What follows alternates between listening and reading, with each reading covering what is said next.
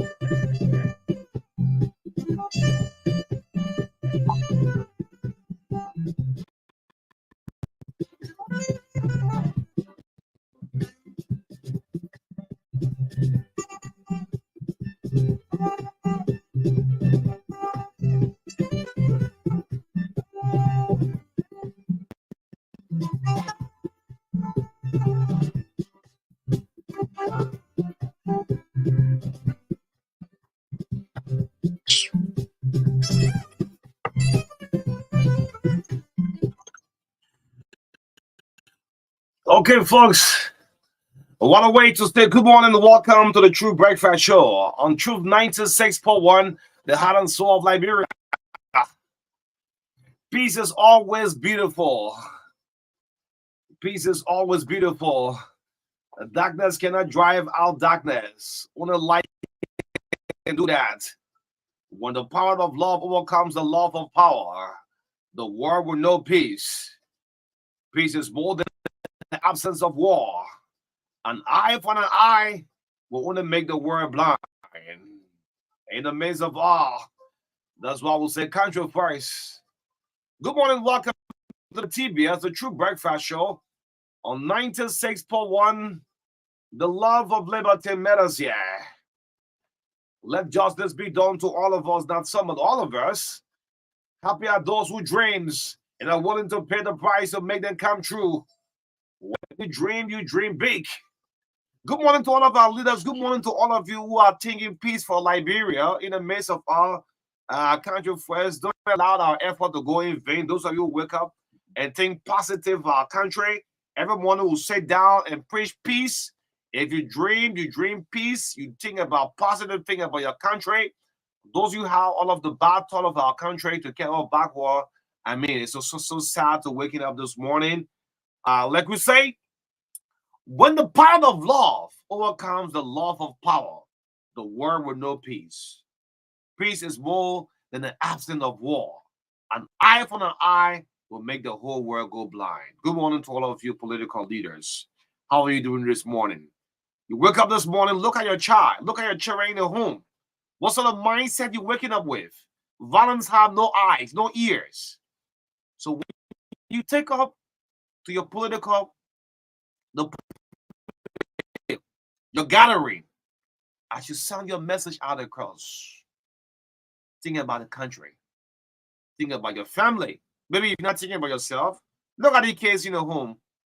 You wake up and leave them early in the morning and go out. They are growing up. Don't you think about it? The peace we enjoy in our country, this election will come and go.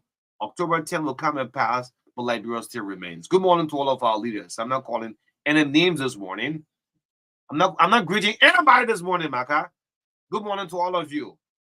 What sort of mindset you have for this country called Liberia? Good morning to you. My name is O'Neill. Maka, straight up to 10 o'clock this morning. Good morning, my dear friend and brother. How you doing this morning? Good morning, O'Neill, and good morning to our people this morning. It's good to be here. It's just that I'm a little bit saddened by we are not going halfway the campaign, the kind of statements we are hearing from people. You know, for some of us who have committed to ensuring that our leaders stand by the declaration they signed at the Farmington Hotel. We feel somehow sad when we hear people make statements that carry the smell of violence. Yeah. However, it's great to be here this morning to our wonderful listeners and those of you who are always following us. We love to say thank you for trusting us. And we like the Kennedy to say, we are grateful for the trust and confidence reposed in us. We promise to deliver, and what we are delivering on is that we will ensure that those who are participating in these elections conduct themselves in a peaceful manner, and that we will have a peaceful process and have we either retain our president or have new president in 2024. That's exactly what it is, and I will continue to say election is a change of idea. Bring up your platform and manifesto to the Liberian people. Explain it. We have the platforms around the country, and thank God that we have radio stations even in the interior part of the country. So go there, explain yourself to the people. Let the people believe in your vision, and vote for you. Simple. So somebody say you trust who? No. I mean, that statement is reckless. We will not tolerate. We will not tolerate people making these kind of statements. These are elections. It will come and go. We will still say to the same area we've been sitting over the time to drink pepper soup, to eat GB together. Yeah, like the Lima people. Yeah. So please, okay, until we get there. Yeah, we must protect this peace. Like I always say, some of these people on you, they didn't cross any border, or some of them were not even around, so they didn't experience anything really.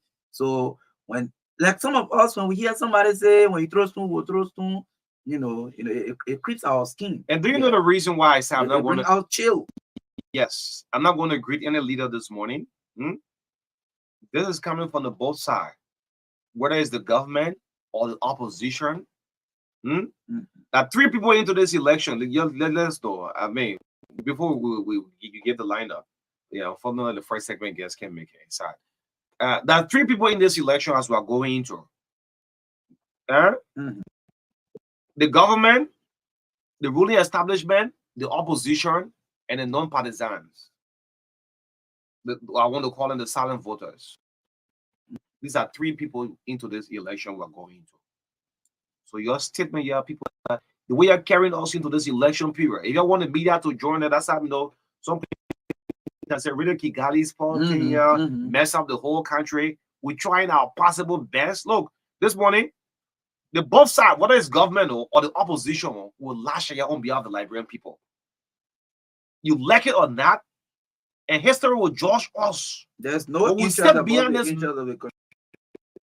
show. who sit behind this microphone, we don't preach party politics. But the way I want to carry this country, the way I want to carry this country into election, there are silent voters in a very huge number. Don't go to your regular political gathering. Is that how you want to carry Liberia? Eh? Anyway, let's recognize some of our folks on the Facebook. Sorry, we're coming up with this kind of if you let you know when you're working, you're building something, you build a foundation up there. Someone you can't throw the whole thing down. Say, hey man, what makes this see man and they say everything then. Yeah, when you reach on the scene, you can't even greet the security. You can just start talking straight about the issue. What you don't want to spend on the block? You never want to see me say about she the thing you're for now. Anyway. I gave you your example on blind cement. No, I want about Oma, Oma do a building, man. That's gonna Harry Story came some part of February. The whole thing, the whole side of February went down. Jackie said, no greeting to the security. It can be frustrating. That is how you're making our efforts. We sit on the radio every morning. Look, the day we start to preach party politics, some of you will not even listen to us. You won't. This is why we try our possible best. We don't preach CPP politics to you. We don't bring it to you. We don't bring CDC politics to you. We don't bring United Party politics. We bring you the agenda of the Liberian people. What happens in the CPP? It's left for them to set it out. But you want to make our effort to go in vain? This morning, we'll tussle. We go to our first segment, guess that time we got length of time. Yeah. We'll tussle. Don't spoil the whole thing now. We're not allowed to spoil it. We'll do it. We gatekeepers. And tomorrow, history will judge us. The Guinness Book of Records will capture us. Let's recognize folks on the Facebook. Those of you bringing your data. Yesterday, even Placky was a little bit ferocious when we said Bobby Alex is the maker. Yeah, make a brand new vehicle anyway. That one, no way. That campaign time anyway. Let's Roland Jala. Yes. So how the men were trying to deny them? Yes, you say about a new car. Yeah. But man, I see the man, yo. The man's are sorry. Send the man came from. No, I heard something like heavy horn. Oh, I did it. Look, where Barry do the man do got there. So I don't get there. No, back at before he started the show today. Let me talk my heart. Let me talk my heart. Let me talk my heart today. Liberian people. There's some network, there's some radio stations. Some of y'all can call, y'all can text. Let me talk my heart today. If I never said my heart today, my 18 penny in your heart. Let me talk my heart today. The real Liberian way. There are some stations, some of you can call, you can text. They show you one side, and when we try our possible best, you want to take it personal, so be it. But my heart are talking today. The day we can preach. Certain station that no go Zoom. No go Zoom. You can call, you can text. The whole show get one side like that. Then we'll come and try. Every morning at CPP. CPP have the agenda. What they want to do, bring them. You can. Yesterday we have Unity Party yesterday. We have from the CDC. This will carry up. Anyway, let's recognize some folks on the Facebook. And some MARKA president we are.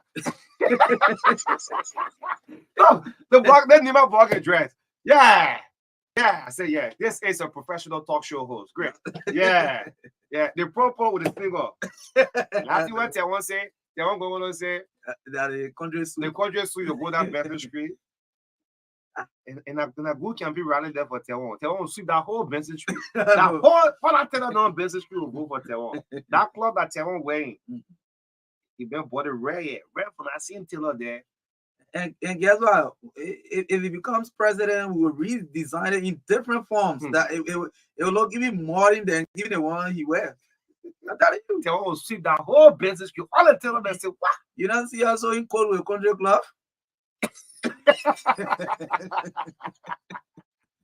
Yeah, I want to become president. We was so caught. Caso with country club. Let recognize one piece of presidential aspiring and economy this morning. Let's start out with Roland Jala. I say good morning, TBS. Following from my Gibby Roland. How you doing this morning? Yeah, I thought you gotta flip that fast. Roland Jala is online this morning. Good morning. Yes. Lamunian Corner, good morning, viewer from Painesville City. Have a wonderful day. Yes, thank you so much. Papi Keita, the mega bike. Oh, really? Hey, man. That's true, friend. What can do for the piggy there? Finally, The men are walking no more. I saw the man Facebook page. I saw the post with a lot of hierarchy from the CDC. Soon the campaign start. Papi Keita, CDC Papi Keita. Like just there, Santo. When Bobby Addison off in Antashi. Team 14. Team 14, not Tashi. No budget for Team 14. Papi Keita, I say good morning from Duba Road. Yes, thank you so much. Emma Hammer, good morning, live from Kakata with 56 days to election. Let us maintain the peace. Smith O. Slubber, he said, good morning, TBS. Fubi F. Henry says, country, no, not Fubi Henry, say country first. Don't want to say country first. Yeah, anyway, like, no, man, I carry. Ma Estor Son SB, good morning. I'm following from Gaytown Oro. Yes. How that district say? How you say it now? District 10, the hot zone, the no-go zone, district 10. Cathal Flumot, good morning, O'Neill and Marka. Thank you guys so much for the love you show to Liberia. Let's maintain a peace. Following from district number 6. Yes. Let's do 2 quickly. Got so much to talk about this morning. Boston Journey, I'm first time seeing this guy online with us. Boston Journey, good morning, TBS. And last but not the least, when David Coty, they said, man, the main point in the movement, nobody wants to support David Coty in the movement. How you call it? Because during Ellen Johnson time, David Coty said 100 reasons to read like Ellen Johnson. They will say, how many reasons to have George read like that? David Coty said, my ask, Max, or Martin Hayes. How many David Coty should tell us how many reasons to read like George read. Future Liberia said, good morning. We are still waiting, President. We have to help us pay our graduation fees for Zion University. Then the main profile picture that chatted on it. On Facebook. WN Barn. Good morning, True Breakfast Show. Those guys dumb us and no one is talking about it. Okay, smart R. Smart AR. Smart, okay, AI. Yeah. Smart AI take away our money. Yeah. And no one, who you talk about, we are going to the agreement. We don't know the we knew about the details. We don't know the details. We only speak on issues we know. You do just because soon when start talking things we don't know. No, this is going to be interesting. You give us some of you. Yeah, even refuse to tell your family people how much go there. Yeah. One of guy had it for him. Yeah, the other guy called one of my reporters in the newsroom and like, my man, how many left in the home? Man, I won't call our money. He said, you're not go back home. But when you guess what? I went to have my hair cut and so my old friends, where I used to barb hair before I went there, for my guys to to do my hair. This very haircut on my hair. Man, and told me so, oh my God, about the new thing, you put money there, money be green. I think that real felt that soil. But you get what John Susan right there. No one that's Susan. And get back my friend, brother, the man were planning to put 30,000 at the weekend. Yeah, so when I learned I see, smart AI, just popping on Facebook, smart AI, I say, my mom ran all my friends, I was dedicated. And one of the bigger bloggers in this country, Sean Liberia. I think I've seen that blog. Yes. The CEO of Sean Money left there. Why Sean keep posting? But wait, I'm also suspecting that man, you might declare from Maggie Kande Kakata. Yeah, my leader. You guys remember the first to start talking. Look, everybody see posting about smart AI. And the man bringing details. He might declare, man bringing details. The man no money about smart AI. I meant to millions of Liberian dollars. Sorry, according to unconfirmed reports, some $4 million. 4 million unconfirmed report. Yeah. People got money in the country. That is huge. You see, people, Liberian people, let me say something. We know that everyone is looking for opportunity. But like, for example, you hardly see the people office nothing. You just putting money. I mean, this was so. When we are looking for opportunity, let us also investigate. Let us investigate. Yeah. I just put the money there one day when people close the whole system where you found it. Yeah. So I don't know because someone put in and say what happened with no security for us from they're attacking the two GSM company now. Okay. Orange and that of MTN. MTN. Yes, you promise us security. You're going to So be it was through this platform that you were depositing the money. Meaning the mobile money. Yes. Okay. Make the transfer. They will quote it today. Then the next day, Mario Masi. The next 2 days, Martin. They put Megan swing and more for 2 months. Now you the God bless our man Martin man. Man say you put 40K there, but you took it up before it happened. Yeah, before it they want no kids. So you are looking for opportunity for your lay also, eh? Good morning, Elton. Remember how to increase production. Martin man, remember how to increase production. You put 40. Yeah. And you're supposed to get 80. How in this world you put 40,000? Now that project coming out can be money looking for. When you put 40,000 and someone say you get 40,000 profit in less than a month. In less than a month. Now you collateral say. It said Smart AI, congratulations. So the only guarantee they had was the GSM companies. Yeah. In my mind. Like for example, MARKA insurance company, the new insurance company. Yeah. Before we start the show, give a woman. Let one do this smart AI company quickly. MARKA insurance company go to NTM or Orange and say, well, I want to do this business what my customers will be making transfer through my SIM card. Or just give me a business SIM card. The company now don't know what's happening and what get that SIM card or you register it for you and you start to carry on your transaction legally. The other certain, the whole platform, the WhatsApp group you have just closed. The website you go just shut down. How are you bleeding a company now? And I think as the people were transferring the money, they were just transferring it straight to the account. They were just switching it. As a plan today. Yeah, they just switch it. The first 1 million are lended. Until allegedly review million. The first 1 million are lended. Everybody ate this. Like the news, like Brent put to share news. They will quote in our EO. The other message, other person in our Koba Sanga was in my news when encouraging me to join smart.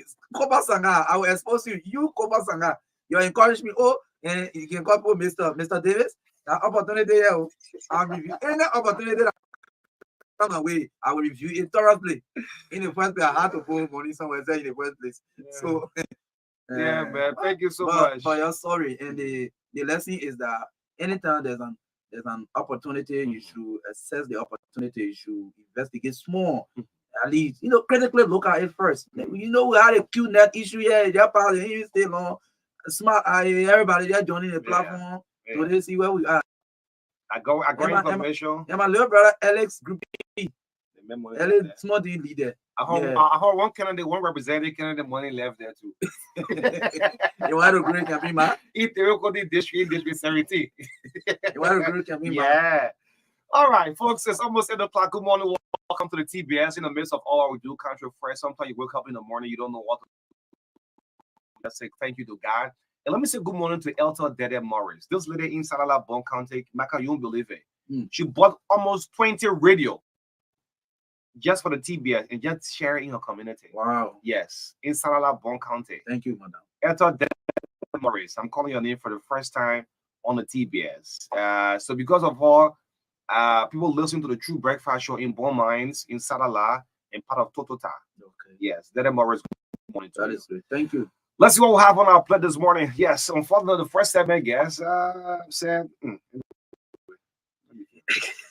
replace the screw at the talking point.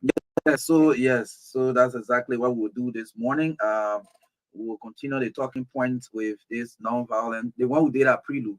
Yeah, we did non-violent message. It is very important that we do that. It will continue to touch on other national issues. The president is having his campaign tour. One of the president that's vigorously campaigning, is the president. So we'll touch that, and later on at about 8:30, we can have the lines activated. So speak to your leader. Yeah, so we can have the long conversation this morning. Around 8:50 to 9, we bring you sports, entertainment, a bit of commercials, and then 9. We bring on the big one this morning. We bring on the presidential hopeful, one of the candidates contesting for the presidency of female, Reverend Sarah Beslow Yanti, the standard bearer of the African Liberation League, or ALL. That's the She'll be our guest this morning. Female presidential candidate. Yes, candidate. She'll be here this morning, and we got to conduct ourselves in a very diplomatic way because Should we send Wishaw in there? Should we send Wishaw? Yeah, I think we got to study that. Yes, I think it's a better word. Maybe we can study that. She's just third person. Yeah. Yes. So, I mean, she's one of the person who comes to this race with a very, very huge portfolio, a very high profile. And don't overlook Sarah Barcelona. Very high profile. Librarians could just say, well, she's another female presidential candidate, right? With all the noise, we'll vote for Sarah Barcelona. Yeah. They put them through stone and be on. Yeah, let it be. You do your thing. You make the noise. You shoot, I shoot. You throw, I throw. So we just leave there. We want stone, so we just let's go for the female. This female diplomat and development expert who have worked with the United Nations over a period of time in so many different countries. Yes, I mean she comes with huge experience in this race. Yeah, so she will be our guest from 9 to 10 o'clock this morning. We hope have a wonderful interview this morning. Very well. I'm sure she's gonna love this interview. Look, when state people come on the platform, we ask them what do have there to offer to Liberians. We don't attack them. Left of you to preach that party politics all around Hall in the polling. Anyway, thank you so much again. Welcome to the True Breakfast Show. This morning we started with our peace message. For more than 2 months now, we've been on the True Breakfast Show. We started doing the countdown from 300, right? And today we have to 56 days to what? Our election. Yes. Our key word from day one is less than 2 months. In less than 2 months, 56 days to elections in our country. We have been saying peace. When the True Breakfast Show started with this election thing, we didn't bring party politics to you. We brought the peace message. These political parties are the ones who will tell you, well, if you vote George Weah for re-election, he's going to do this, he's going to do that. If Cummins, this is what Cummins have to offer. This is what Tewon Gongolo have to offer. Sarah Besolo, Yenti, this is what you have to offer. Joseph Boyka, Karens Monuba, etc., and all of other presidential candidates. Someone said, we'll bring Akko stand up there on you. Akko. Akko, we'll work around that. Yeah, sure. Akko, Lucini Kamara. So we didn't bring politics to you.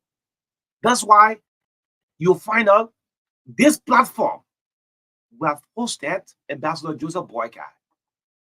It is not better in the comments. Tewon said Gongolo. These are all the presidential hope for the True Breakfast Show I had in our studio. Tewon said Gongolo. Dr. Clarence Monuba, Sheikh Al Mustafa Kuyate, Honorable Robert Morris. Today we are hosting a female presidential hopeful, Reverend Sarah Besolo Yenti. Yes. That's the high respect Liberian people have for this platform. We don't bring party politics to you. When we sit behind this microphone, we don't preach. Look, let me give the man in flower when he's alive. Musa Belete. There's no day. What Musa preached is for him and Liberty Party and the CPP. And in fact, the man has resolved to going live and discussing his issue. Yeah. Yes. What Musa discussed is about Liberty Party and the CPP. The day we invite him here, we invite him to interview on national policy issues. That's it. And that's it. And that's it. Because Musa know in mind, these are professionals. I have a team of professionals working at my institution. We don't preach Musa politics. Musa preach his Liberty Party and the CPP. It left of you.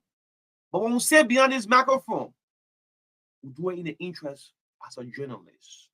Not journalists. Like, there were some of you can criticize police this, police that, and some of you can call some media people journalists. We sit as professional journalists because history will judge us tomorrow.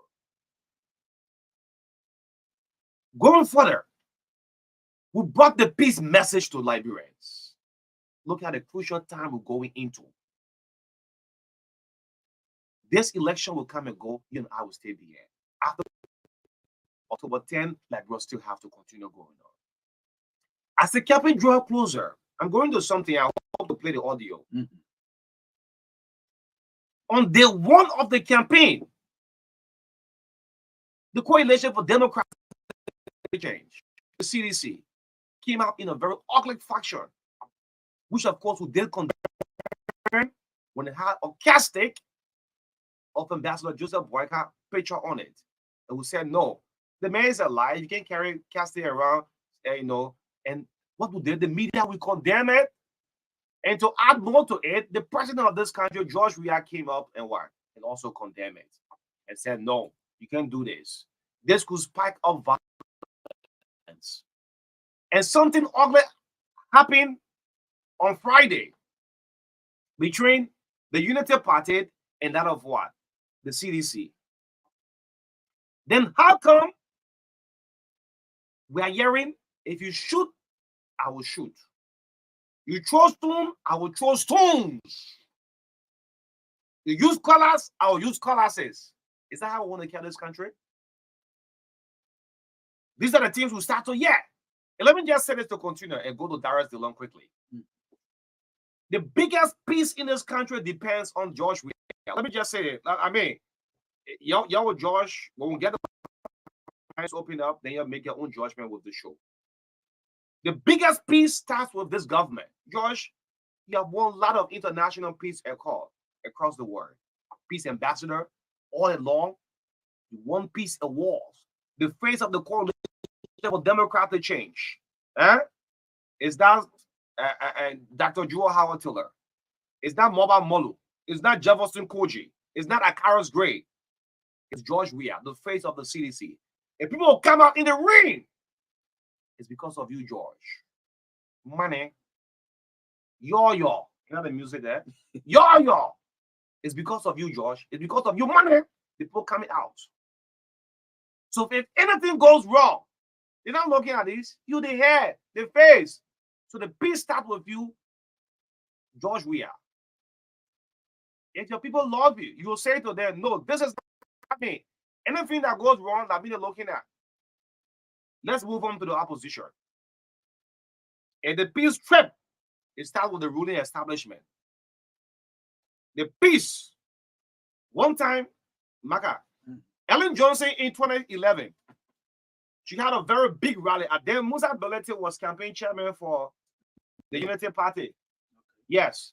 So Ellen Johnson was coming from the Congo town, from ELW side, heading straight to pass through. CDC is right on the road there.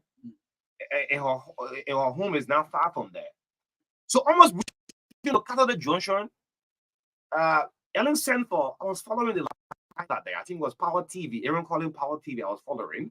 And Ellen sent for Musa and said, come, look, we cannot pass where CDC is. And Musa said, no, we can't be afraid. We have to go through. Ellen said, no, let's pass through the old road and come out to Calendo and go to, yes. Because you know what Ellen did? People will not accuse us of putting to look at Ellen Johnson Sirleaf. She's the face. She's the face of the Unity Party at that time. So Musa was a little bit angry, got in his car, and later on he said, yes, but I'm president, you're right. They passed through Oro and came out of George Calendo and get to Ellen House. Nothing happened. Today, last night, Dara Dillon took his live Facebook. Imagine a sitting senator telling people to save this bill. If anybody shoot, will shoot. Is that a country we want to go in? Look, good morning to Ambassador Boyka. You're one of the most peaceful men I ever seen in my whole life. It's Joseph Boyka. JMB, good morning to you. That video that Dara Dillon is posting on, people should save it. If I want to play the audio, if anybody shoot, I will shoot. Look, we should be telling this government the biggest piece, the responsibility is with you. The silent voters are watching. There are people who are going to vote Joseph Boyka. Maybe they love him. He's a man of peace, a quiet man, a humble man. But with the statement now, a violent for violent, an eye for an eye, the whole world go blind. If you use colors, I use colors. The post said, but no, this is not GMB. For the 2 years in government, have been excellent. Why would he choose? Why would Dillon then start to use this kind of campaign tactic? If y'all say CDC is like this, is that the same approach? So y'all want to mess the whole country up? Well, Onu, thank you. I think you have said much enough. And again, we want to say to the supporters, I know these are your leaders speaking. These are your leaders speaking. And to the supporters, they are depending on you to execute the statements they are making. Only you understand that, right? Very well. They are depending on you, the young people. That thing they don't talk say when they throw will throw rock, when they shoot will shoot. He is not the one that is going to do the throwing of rock or the shooting. He's depending on you, the young people. Yeah. Because that's the only thing they are good at as leaders of the country.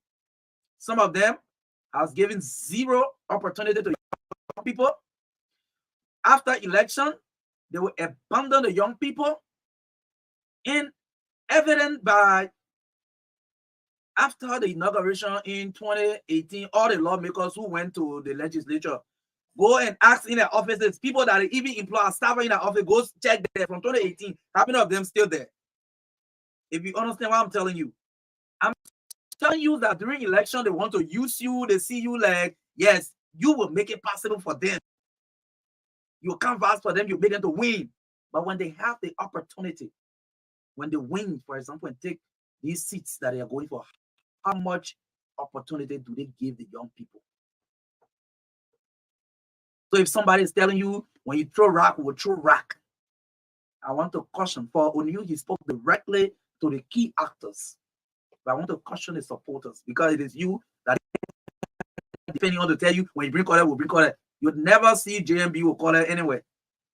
But he's making his statement believing that when he order you, the young people who are looking for opportunity, who some of you just lost your money today, smart in a few days. People looking for opportunity, young people looking for opportunity. It is campaign time that these politicians sometimes abuse the young people. I want to caution you against violence, no matter what your political leaders is. You know, it is shameful when you take the media to the Farmington River to sign the Farmington River Declaration, which calls for adherence to peace, which calls for a non-violent election or electoral process. And again, like I always say, I'm not sure whether the intent of that conference that led to the signing of that agreement was for you to go and take pictures to post so that people would know, yeah, this is one of the candidates in the elections. That was not the purpose. I can recall, like I said before, in 2017, in June, I was part of the signing of the Farmington River Declaration that led to the successful of the 2017 election.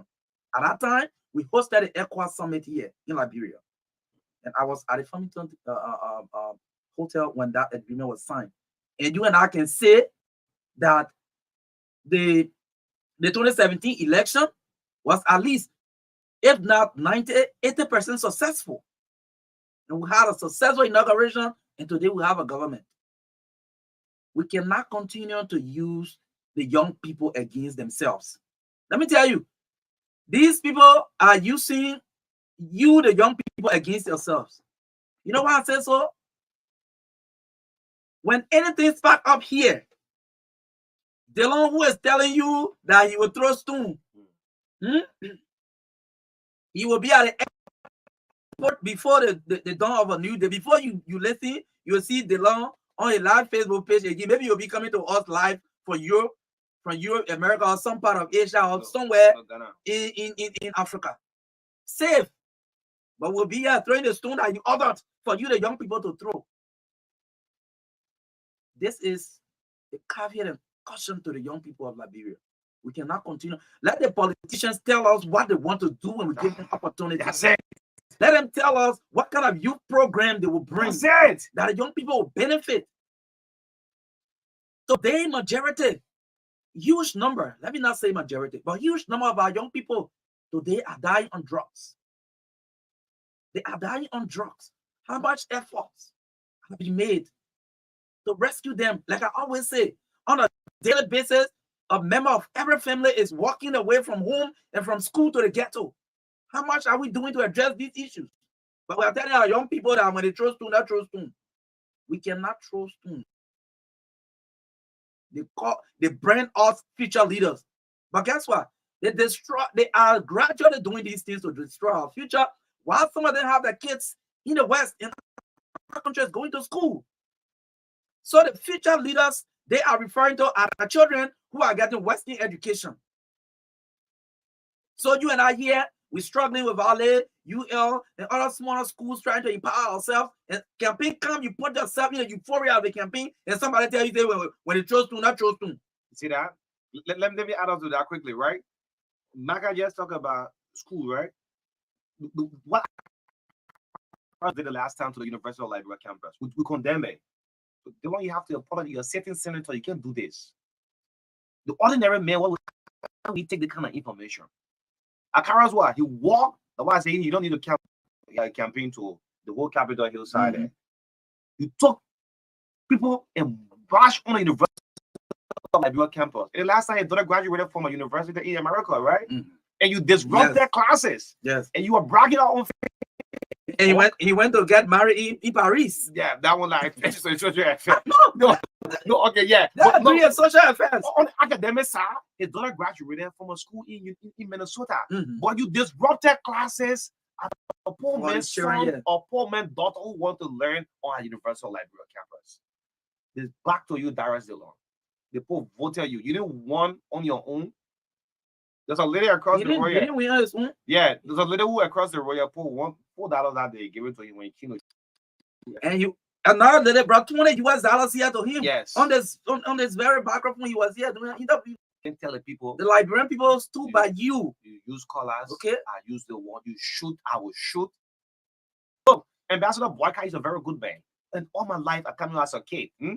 JMB, Liberians don't know you like that. Yeah, so and again, very high esteem for Ambassador Boyka. This is not you. Yeah. So that statement they don't if that is any part of your campaign plan and strategy, I think you need to scrap it. You think we're backing this? You need to take it out. We're not backing the coalition. The biggest peace starts with George Weah and his team. It doesn't represent the image you have shown the Liberian people over the years. You're a sitting senator. So for Senator Dillon's action, I think it is uncalled for. As scary talk said, they don't say put up. That's kind of thing is a scary thing. You have no history of what happened in Liberia. You do the one, do it. Like second people when they talk in the country, it will shake the whole thing. We should not give people the opportunity to make these kind of reckless statements to our people. Yes. To make scary statements. They should not make these scary statements. Okay. Yeah, it is not right. It is not right. So, for example, now we can start to tell the Liberian people that anybody that will talk about violence, don't vote for them. Yeah. Yes. Yeah. Anybody who will mention about violence, we can tell the Liberian people, do not vote for them. Because in the future, maybe when they even take over the leadership of the country, when people criticize them, they will order violence. So we are not going to allow people to spoil our democratic space. And you should take our time and watch that live podcast you did. See the comments on it. Read it. Let me tell you, the international community has invested a lot in the peace process in this country, in repairing the country. They call it rebuilding, in repairing this country. When we damaged everything here, with a senseless and reckless war we were fighting that we didn't even know our target. We spoiled everything in this country. These people pull their resources together. You know how one peacekeeper was making Liberia? Yeah. You understand? You know the food they were providing for refugees. Some of you thought our free food. You know how much money they were putting into it? When it comes to infrastructure development, even today, after we have enjoyed peace over 20 years now, yes, nearly 20 years now, since 2003, 20 years now, we have enjoyed peace. Still, the people are still pulling their resources together for us to do road infrastructure, for us to do energy, for us to do even water. Water. The people still pulling resources together. You can't do 50%. You can live 50% of your life as a country. The rest comes from international support, and you want to cause problem for yourself.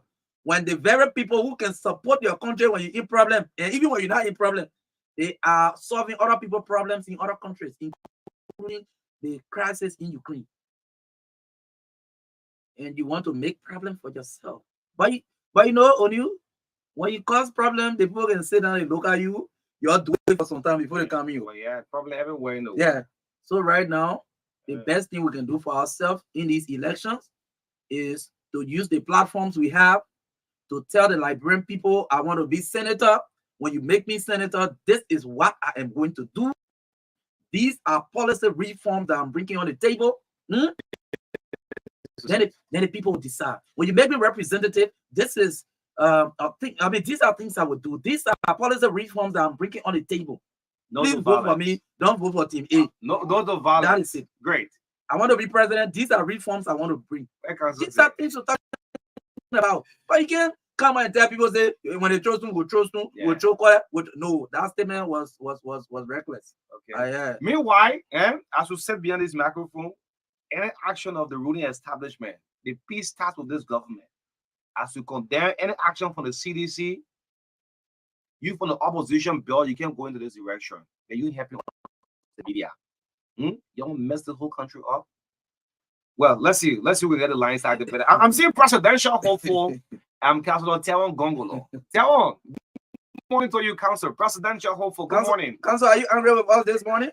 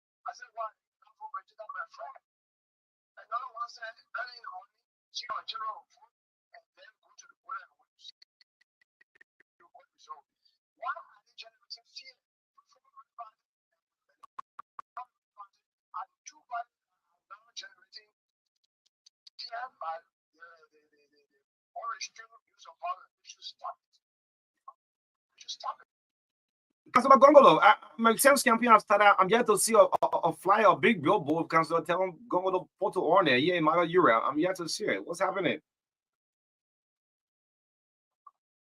What happened to Councilor? Yeah, I said I'm yet to see your elections material out there.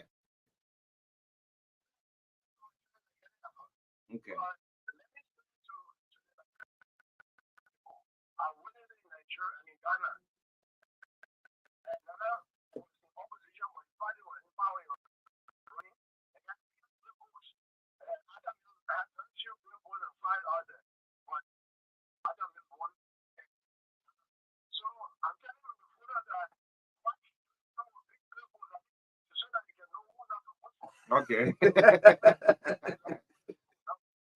Okay.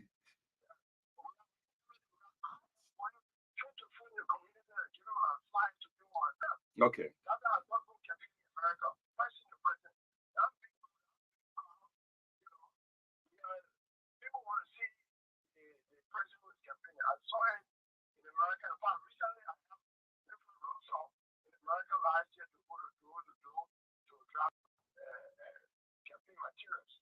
Councilor Gongolo, as we take.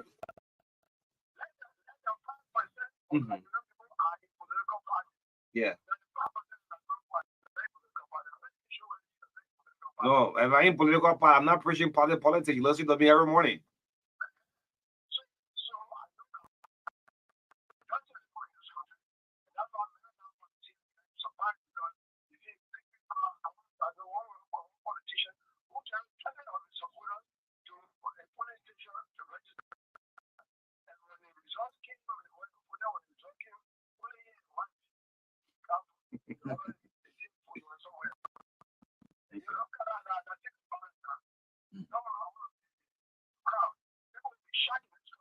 In the midst of all, country first. Tell on.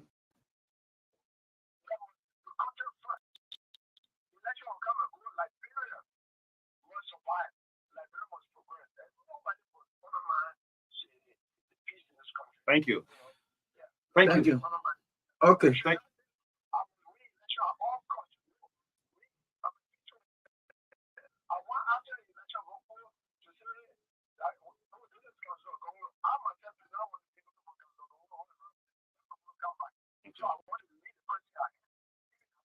Thank you. Okay. All right. Thank you. The voice of from the LPP Standard Bearer Council of Telon Gongolo. Very earnest quality. There, you can do this to us. You gotta move up on the telephone. This is very unusual.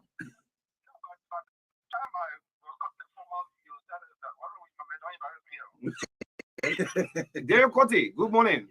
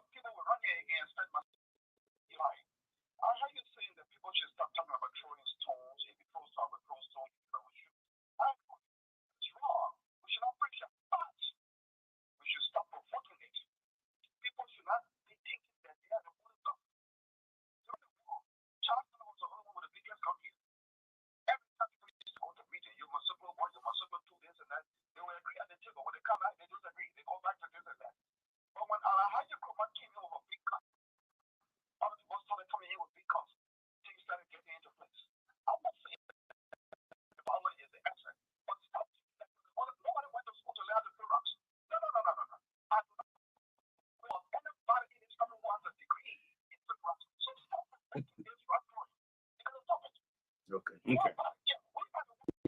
No, but we have condemned it. As a media, we have condemned it.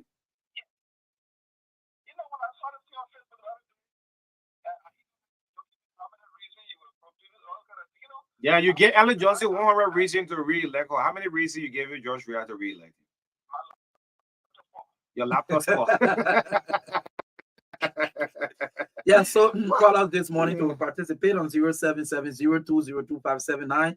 This is the Truth Breakfast Show on 96.1 FM. Let's take this call out this morning. Good morning. Good morning, Mara, and let me say good morning to O'Neill. This is having people, and I during the discussion, so I'm taking the issue this is on fire with your community. Let me appreciate how much the master he just said it because he said if anything is like in this country, you will be the fight side, and that will of course we know. Which supporters will be left alone fighting to survive. But the recipe of any potential chaos is the consistent provocation. We consider it for food, and as a result, we can send the message as much as we want to. We should not provoke people. Election is not time to provoke people. Let us go to the election with clear messages. Send that message to resonate with the people. If they feel that we will reject us, feel that we need for us to continue the development agenda for the next 6 years, they will reject us. Okay. All right. Okay. Okay. Okay. Thank you for making your point. Good morning. Yes.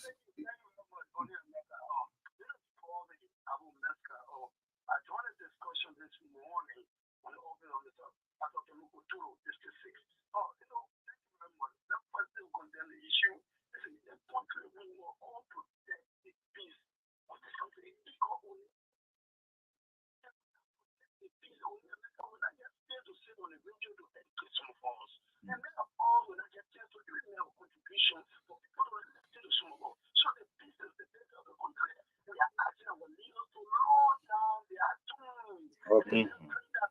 Yeah.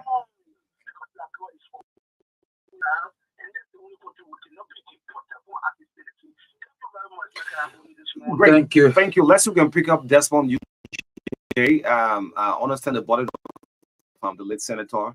That should be arriving Yeah, today. Daniel Nathan Daniel will be arriving today. So UJ, Nima, you live on the line. Good morning. Morning, you live. Go ahead.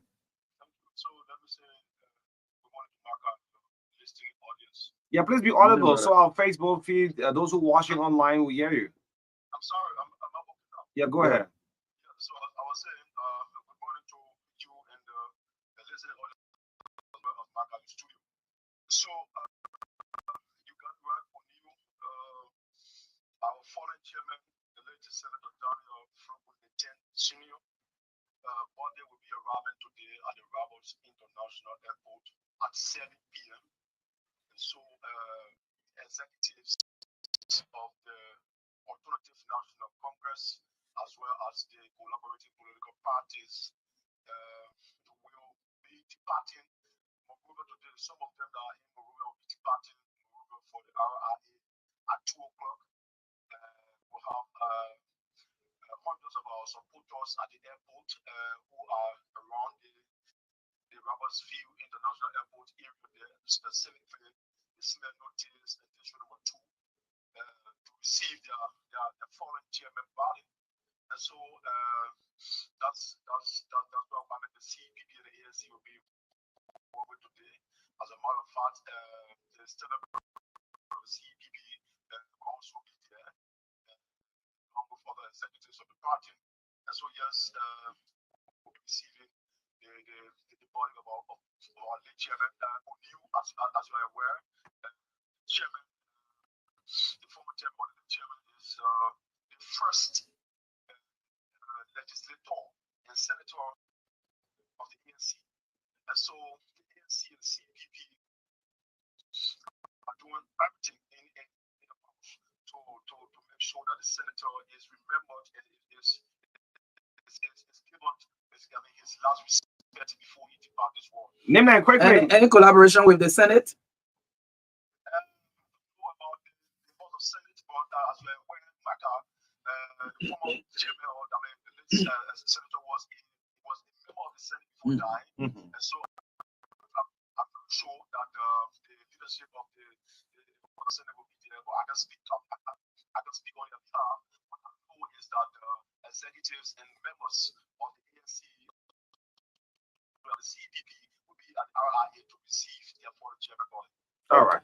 That's one you, gentlemen. Thank you so much for coming through this morning. Yes. Let's people calls out, speak to your leader. 9:15 this morning, the face off for the Liberal Liberation Party, Reverend Sarah Bessel Yenti. This Tenor will be our guest on the second segment of the breakfast show this morning. More calls out. Yes, you got called on the line. Oh, yeah. I have a caller, but the call's just coming. Try to pick us. Yeah. Okay. Try to. Yeah. The person on now. The person is on, but the loudspeaker. Now. Yeah. Good morning. Yeah, good morning, Mark. Good morning to the Atory people. My name is Fred Joma, and I joined the conversation this morning for District 2 Lower Marquette County. And I just joined the platform this morning to arm our force to the many forces that are condemning the act of violence to see the issue of pushing the Trinity of peace as a major priority. And as part of the platform is the statement this morning today to engage in political issue with civility, I want to use the public media to speak directly to the citizen of District number 2, Marquette County. And the leader that wants the body to impress your chairman, Christopher Taporibio, to replace. Where's the Oribel man? What they are making the case for him? Oribel man need to come out. Yeah. Get one call. Yeah, MARKA 0770202579. So many people, the people reaching out, Maka. Let people come and tell the district what to be able to do for the district. Good morning. Good morning, O'Neill and Mata. Good morning. Thank you for having me. I'm Emmanuel Enitopa Jr., you chairperson of the People's Liberation Party of Montreal County. Let me appreciate the two of you for highlighting the issue of peace in our country. And I equally want to join you in other callers who believe in Liberia first, Liberia last. That workers out, young people, all of my part as you chairman of the PFP Montreal County, this is the electoral district was here. In terms of the coalition,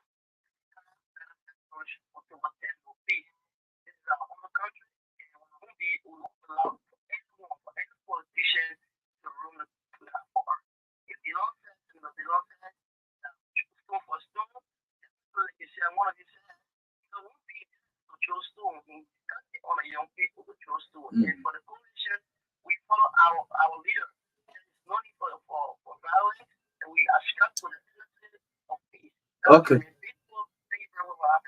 Thank you. Good morning. Good morning. Go ahead, Chief.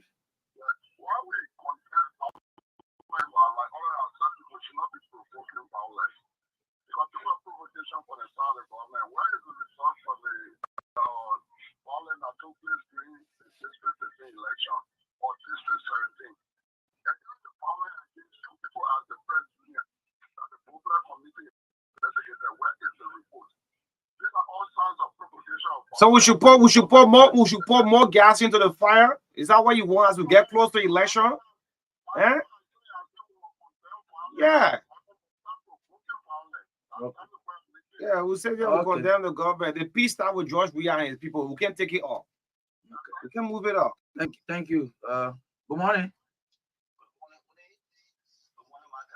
Good morning. I'm Joseph Johnson. I call from District 4, Monserrate County. Go ahead, Justin. Yes, I totally condemn the violence in our country because we need peace to go forward. But let me give you one story quickly. You know, I saw a little tease puppy. Every morning I used to tease the puppy. They will run into the fence. But this day when I came back for the third or fourth time, the puppy will throw the boom. When I jabbed the puppy, instead of going in the fence, it ran for me.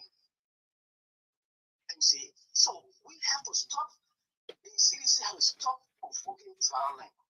Even though the remark from UP leader is wrong, but they have to stop provoking violence. Okay. Okay. Thank you. Good morning. Good morning. Good morning to people of MARKA. I joined the discussion from District 4, Monserrate County.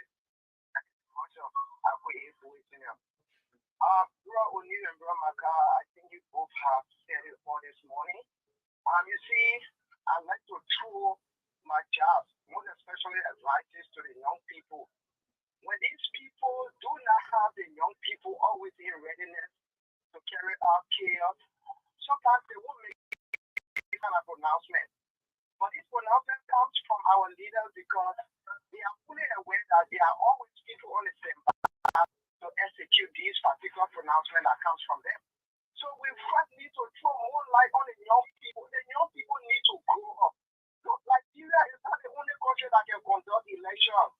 There are a lot of countries, bigger countries that can conduct elections, and you don't see this kind of meaning violence taking place in those countries. It's not right. Okay. So before we even begin partisans of these different political parties, we were first born as Liberians. So generally and holistically, these powers that we have to be fighting for politicians, we can. Okay. You just slip off. Let me pick up Hammer. Good morning. Yeah, good morning, MARKA, and good morning, O'Neill. My name is Emma Hammer, and calling on Car City this morning on the Wednesday. MARKA, let me appreciate you and O'Neill this morning, but I appreciate this message. MARKA, we came to live with all peace. As the United States of MARKA, what the government called violence today, the children in the diaspora enjoying Wednesday education while our children are here. They wouldn't say public, I will say Amanda and Luther and the James Codel. The education, they are not educated. Worry. So I'm calling everyone off. They all sing the peace message off of violence. But I will not help all of them do. Oh, look how we're calling. 176 of them put anything. But every night we walk on violence. Now continue the act, get the state election. Now maintain the peace. Now go ahead and start political around all intimidation. Thank you, Emmett Hammer from Kakata City, Margibi County. Good morning. Good morning. Good morning, MARKA Davis and O'Neill Roberts. Oh, go ahead. This is Mark Tingman, calling from the office of the most formidable independent candidate of President of Adekomiya's office. Go ahead. This morning, I want to appreciate the people of the Christian community for recognizing the effort that Badu made and the intervention that Badu made on the rehabilitation of the road from small Kiali all the way to Christian community. And also in other communities who have been endorsing Badu Kumuya Kennedy said, and members to vote for him. Most especially in the postpone your community today. It will be, I mean, the movement is already building up because he will be visiting postpone your community today for house. Thank you. Okay. So, most of the time on the radio, and people are listening to people, they are calling and I want to be very, very clear this morning that there's no way that, because I've been hearing rumors that when you people on the media reflecting the issue number 3, when other candidates going other community and there are people there to be disturbing activities, I think the National Election Commission have to take seriously the action of those people in some communities. Like today, will be very Cosmo community. I'm hearing that some people, contesting Cosmo community, they are planning to disrupt our activities in Cosmo community, and we are calling on even the national police that we are registered this issue to the police station in Puebla, that we are visiting Cosmo community. Okay. And people are willing to receive us. So there should be no other candidate that will come and disturb our activities because we'll take the law to the police. So okay. We can't be accountable for it. Thank you. Thank you. Good morning. Your background is terrible. How are you? Good morning. Go ahead. Yeah, the issue of this peace in Liberia. Your name, where you calling from, Chief? I'm Arthur calling from Kakata City. Okay, go ahead. We all need to contribute to the peace. We need to talk to our political parties. Well, there must be a starting point for every son of violence. And we must go straight to the point of middle that there are political parties in this election who feel that they have right for the on the side. I'm thinking of other people. But when people go and say anything, anybody who argue with me, argue with government forces. So let them know that contenders in the party in the election, they all have the right, all political parties have the right, not because they got political on their side. They put it for the country.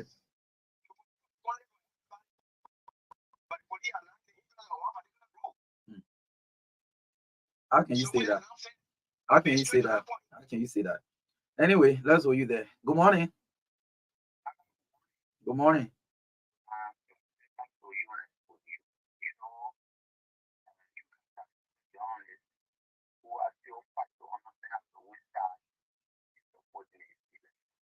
You support Liberia. You know, outside of Liberia.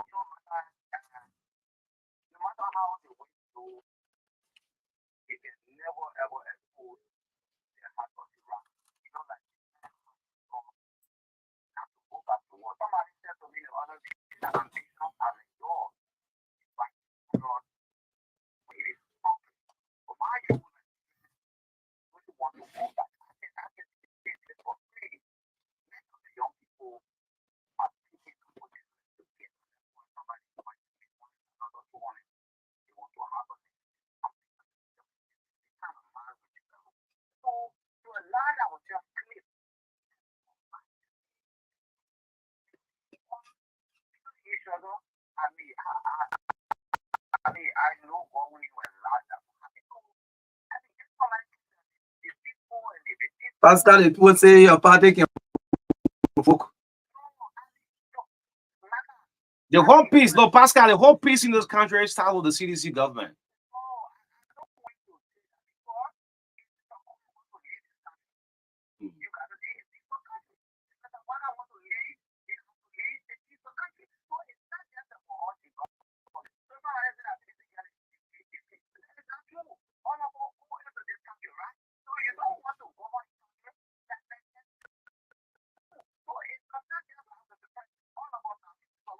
Okay.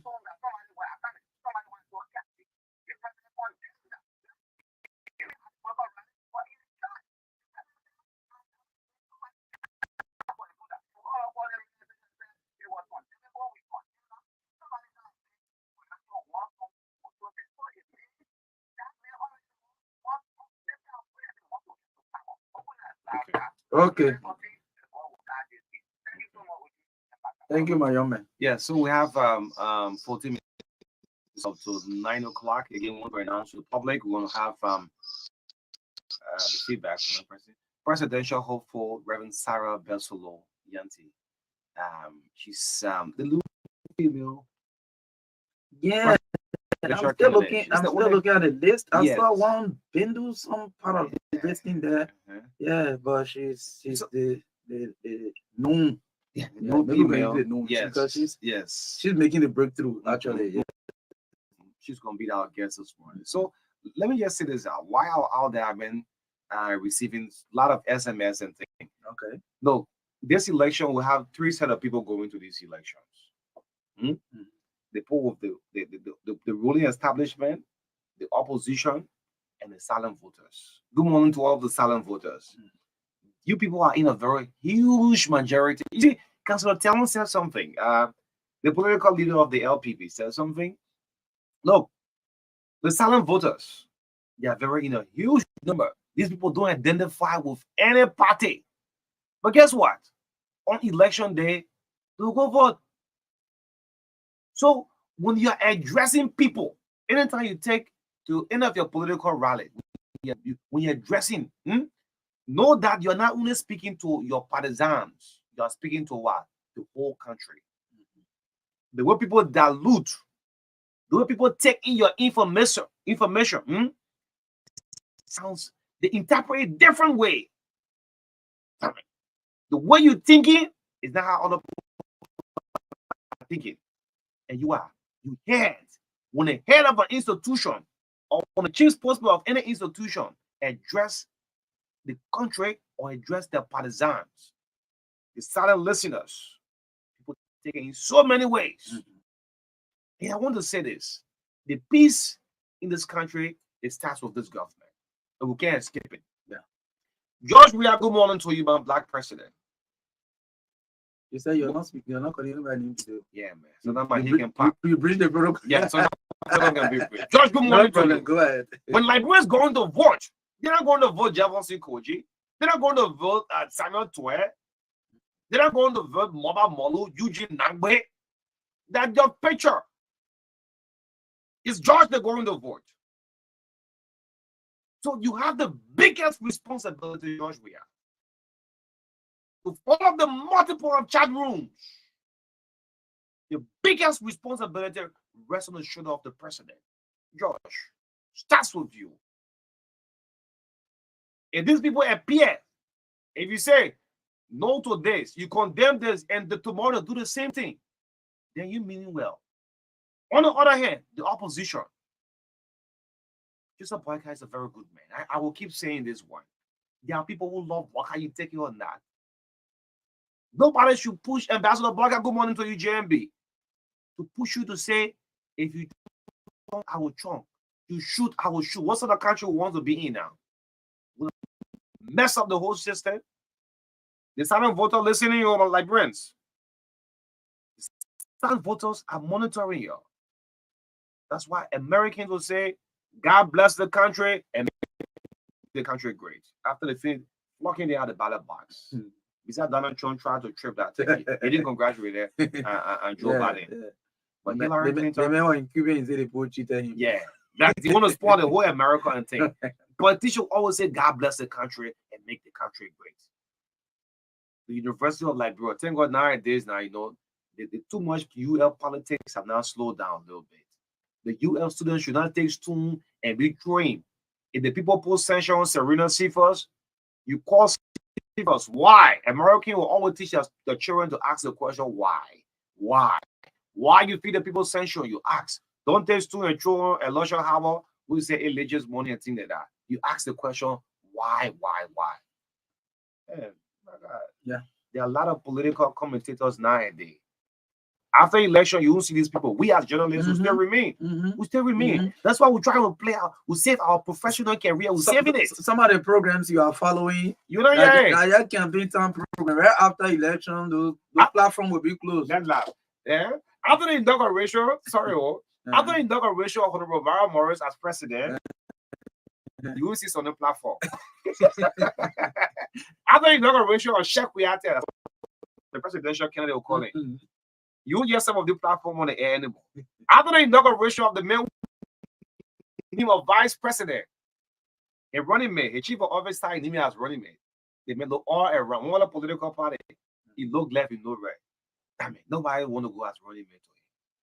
He called MARKA friend for I say, you know what I mean? Dressed in a wetsuit. Same Miller, right? One presidential aspiring. He told the chief of office staff, say, dress white today. The man said, but chief, he said, I said, dressing white. You can't be SKD. That means I'm going to register. That other guy got his after the registration, the man say the man pay him back. Yeah, pay a registration fee. Yeah. But man say, the man went to him and said, look, you mean you can't be vice president in the country? He said, yeah, he said, okay, you have to come to the house today. That didn't force the boy to go correct white people. But yeah, the running medal. Anyway, that is the legitimate right to contest. So it left for you to go and vote on that. But as you go, you know, I love the acronyms people call Fixer 1, Fixer 2, good names, Rescue 1, Rescue 2, good names. And some of you are not rescue. You're far from Joseph Blanca. One of my men is contesting in district 13, eh? I call him rescue 12. The man started howling from the beginning. The man said, don't shout. I said, no, I was shout. I didn't say you rescue 12. I said, no. Well, Joseph Blanca, the name is comfortable for him. But you say you rescue 40, you embarrass yourself. Anyway, yeah, you looking out for some names, sir? Yeah, so this name is Belu Kroma. Independent. Yeah, independent. And the running mate is Thomas Krua. Yeah. Is it the Cooper? Maybe. Okay. Yeah, so we have the sports. We can take sports. But can I take a call? Yeah, let's take two more. Yeah. What is sports team? Yeah, the sports team is here. We can take sports. That's it for sport. Now, what year? Good morning. Good morning.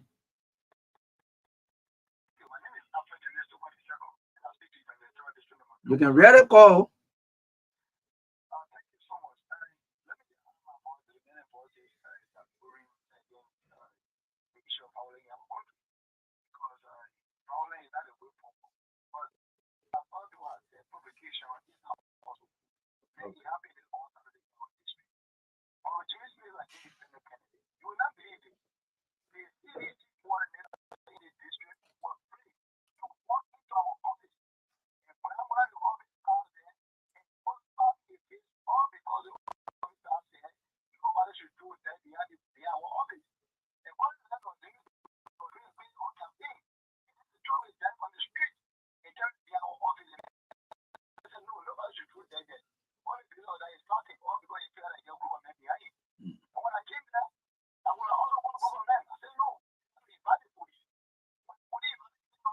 That's the best thing to do.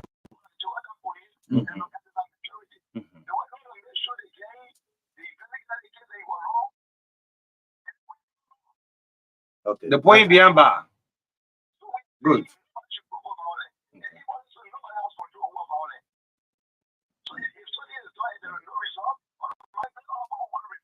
Get control. Oh, thank you. Good morning. The final one. Oh my God. Good morning. No, we're not getting the line is so bad. Line so bad. I'm beginning. You're calling for Maggie. The whole Maggie black out with today. Yeah, one of the Reverend Lakesa are trying to get through. Okay, I think he can be our last caller. Yeah. Good morning, sir. Good morning. Yeah. Good morning. Thank you for taking my call, both of you. I just want to say, when you become a leader, whether it's an organization, whether it's family, whether it's county or country, there's a responsibility to represent all of those people, whether you this one or the other one, you have to represent them appropriately, responsibly. You have to have integrity, and that integrity will lead you to doing the right thing. For me to hear any of these leaders talking about disturbing the country or people carrying casket is unwelcome. We cannot live like this and expect to improve our country, to develop our country. This is wrong. We have to preach every single day. Peace peace. Country first. Thank you, O'Neill, for that cliche. Country first. If we allow our country to fall deeper than this, we are doomed for a very long time. It is preposterous for any leader to invite violence when we have agreed to the Farmington Declaration. What is this? What is this? Bingo? We are going the wrong direction if I hear that again. We can't go like this. Our country needs help. Okay. We need to progress. Thank you so much. God bless for taking my call. Thank you. In the Thank midst you. of all, country first. Yeah, sure. Yes. Some the last caller said the previous caller said you can control violence. You know, what laughing at man Akaras. So now we'll talk about the men say the whole friendship sport. But I want to think that Akaras didn't go with the mindset. Let me go disrupting ILU. Yes. But when the team went on the other hand, now you couldn't control it. You can't control violence. You can't. You can't tell the people to calm down when you have 1 to 10, 15% just doing anything at the same time. So as we close up this morning, we didn't come to you preaching party politics. If you want to be heard, let the people know what do you have to offer. Going at those days, those of you who attempted to run as a representative candidate or aspirant, and you didn't do so, you failed to meet up to next criteria, or you didn't go through the party. If you're going to give your support, you're going as an individual. You're not going as a group on behalf of a group, and I will give you my backing because you only have a single vote. Look, the seat that will be in this election will be very high. People will take your money, eat your money, wear your t-shirt, and at the end of the day, they will go to the ballot box and vote who they want to vote for. And it is the responsibility of the Elections Commission to bring out the rightful results that the Liberian people have voted for. No to violence. The peace starts with George. We are George. Good morning to you. The peace starts with you. You the face. You will be on the ballot box. Cummins, Teon Gongolo, Joseph Boyka, good morning. The peace starts with every one of you. Can go into that terrible time we had in our country. This election will come and go in the midst of all. Take your personal feeling. Go and convince people why they should vote for your candidate. The True Breakfast Show will bring you to sell you a specific candidate. At 9:15 this morning, we're going to bring you another presidential hopeful. She wants to be president. She will tell us why, what you have to offer the country. And that's how the media we should be, not to preach party politics. That tomorrow history will judge us. Yeah, MARKA, before we bring up. Yeah, so I think we have just said other people. Yeah. So again, we want to re-emphasize that it is important that we consider. It is important that we consider the issue of peace as paramount. So we speak against people, speaking languages that will instigate violence, and we also speak against the issue of provocation as well, so that we can conduct a process that will be peaceful. We can be thinking about all the processes leading to election day itself. At the same time, we're thinking about addressing issues that could be violence or all of that. So I mean, let's remain committed to the peace, and especially to those of you who are participating in these elections, please remain committed to the Farmington River Declaration that you signed. Thank you. So the presidential hopeful going to sandwich her this morning. She get one man on the left, another person on the right. Yeah, so don't go away. The liberation. What's the party? African Liberation League. Yes, the ALL. The standard bearer is coming up. But let's break your sports this morning right here on the Breakfast Show on Truth FM.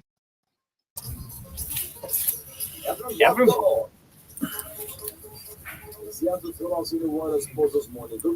morning to you. Good morning, O'Neill. Good morning to our listeners. Welcome to the Sports on the TBS this morning.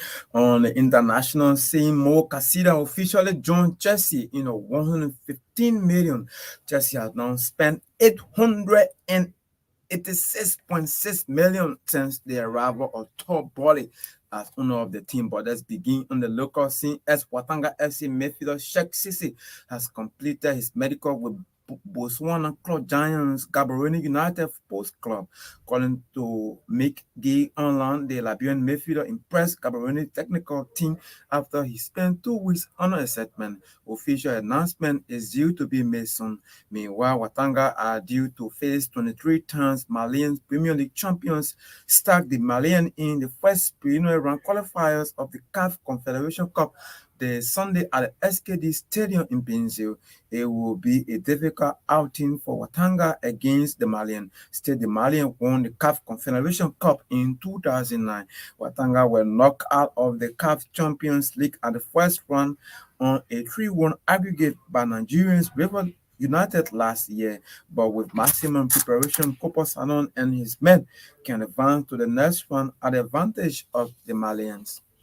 Liberia Football Association has confirmed that the awards night for the 2023-2022 league will be held on October 7, 2023.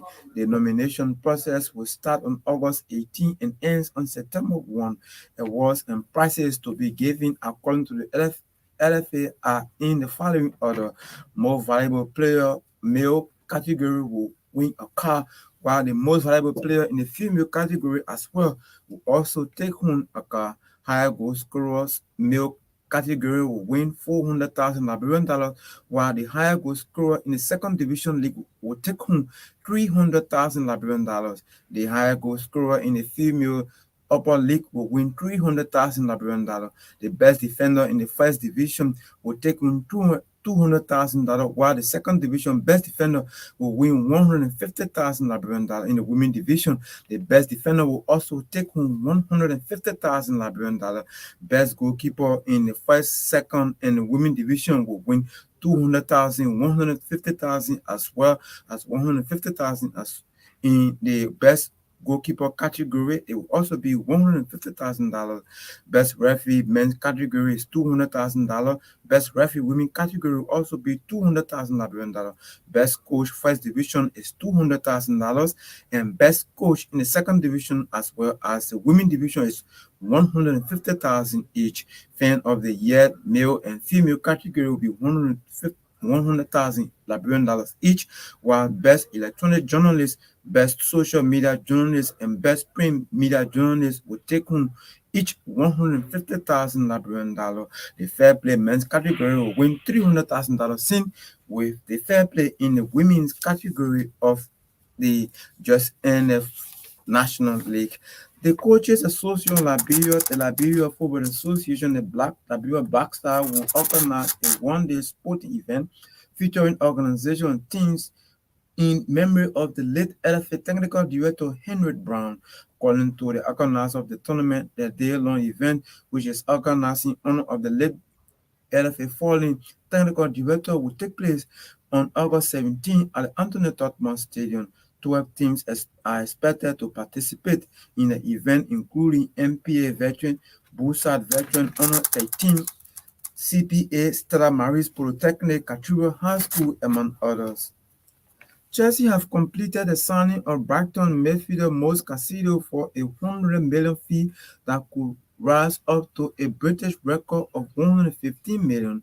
Liverpool agreed a $111 million deal for the 21-year-old Ecuador player on Friday, but Caicedo's preference was Chelsea, and they finally succeeded with a bid on Sunday evening after having a succession of offers in rejected. Caicedo, who joined Brighton for $4 million in February 2021, has agreed an 8-year contract at Stamford Bridge, and the Blues have an option for a further year.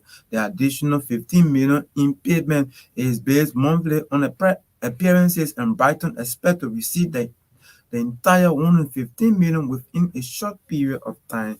And finally, Wolves boss Gary O'Neill says elite referees manager John Moss told him he could not believe his side were not giving a penalty at Manchester United.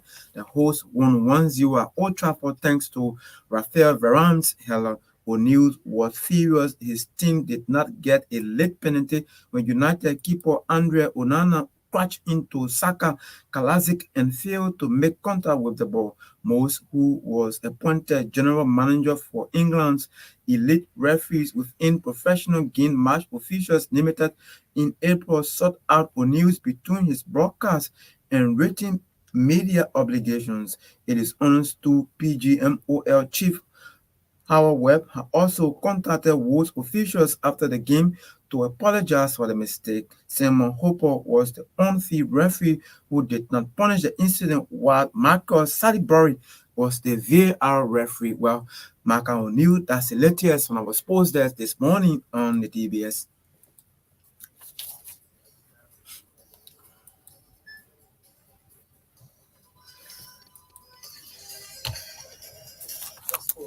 Sports is a regular feature of the TBS. Thanks to Eddie Dodo for bringing us sports this morning. Or the standard bearer of the African Liberation League, Reverend Sar Beslo Yanti, this morning on the TBS on Truth 96.1 FM. The heart and soul of Liberia. This is where national unity begins.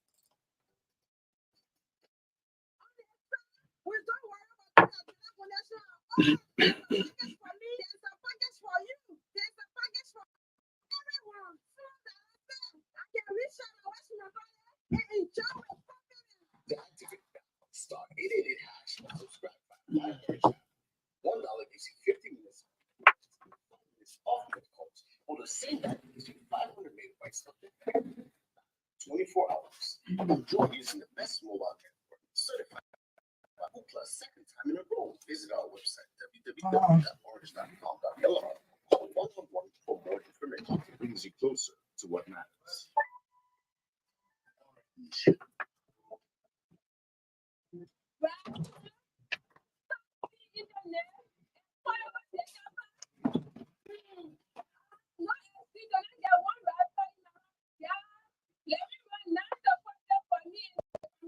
Get your home internet router from any Orange store or POS around the country and enjoy football data packs that start from $9 for 10 gigabytes valid 30 days to $59 for 125 gigabytes valid 30 days.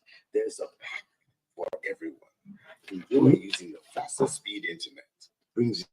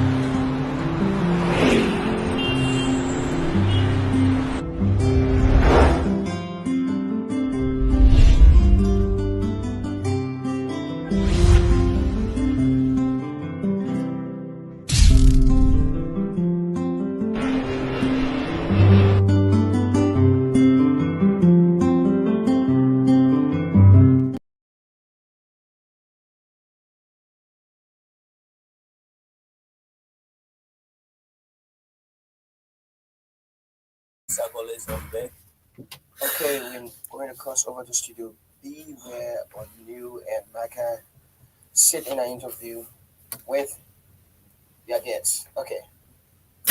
Thank you so much. This is the last segment of the True Breakfast Show on Truth 96.1. Will also be relayed on Truth FM in Saclope in Lima County and other affiliate radio stations carrying us live. This is the last segment of the TBS, as we always say, in the midst of our country first, Liberia second, Liberia last. It's a pleasure to have this tender bearer from the African Liberation League, the ALL, Reverend Sarah Besolo Yanti, as our guest on this last segment of the TBS. My name is O'Neill, and that of Maka. It's going to be a great interview straight up to 10:05 this morning. Good morning to you, Reverend Yanti. How you doing this morning? I'm fine, thank you. How is it? I'm fine. It's good. It's good to be in studio with you and Marka this morning, and it's good to have the opportunity to speak through your radio wave. How is the ALL, the African Liberation League? The African Liberation League it's good. When you ask how it is, I wonder if you're referring to the state of play in terms of structure and so forth. We're a new party. It's a new party just accredited on May 30th this year by the NEC. So we're continuing our structuring. We're building the party, laying the foundations and so forth. And at the same time, we are approaching elections, and so there's a lot of work to be done. But we have such committed and dedicated members and executives and leaders, and so it's a good space to be in. Yeah, so to start with, just tell us, all our audience, a bit about yourself and your background. Who is Reverend Sarah Beslo Yanti? Every time I ask the question, who is Reverend Sarah Beslo Yanti, I start off, oftentimes I would say, well, she's a Liberian. And then sometimes I would say she's a mother and a grandmother. But all of those are true. And in addition to that, Reverend Yanti is an ordained Baptist minister, and I've spent lots of years preaching and teaching around the world in Baptist, but also Pentecostal, Methodist, and other churches. But professionally, I am a development humanitarian expert with a proven track record of results. In the spheres I've worked, I have worked around the world and here in Liberia as well. And I'm proud to say that I have served humanity in different capacities. And it's all those capacities and all those experiences that I would like to bring to bear to serve the people of Liberia. Great. So, I mean, so you have made it up on the international scene, resigning from head of the United Nations in Southern Sudan, coming to up for the presidency. Was it a difficult decision wanting to become president? So, firstly, I didn't resign. Okay. I opted for early retirement, and early retirement is permitted when you turn 55.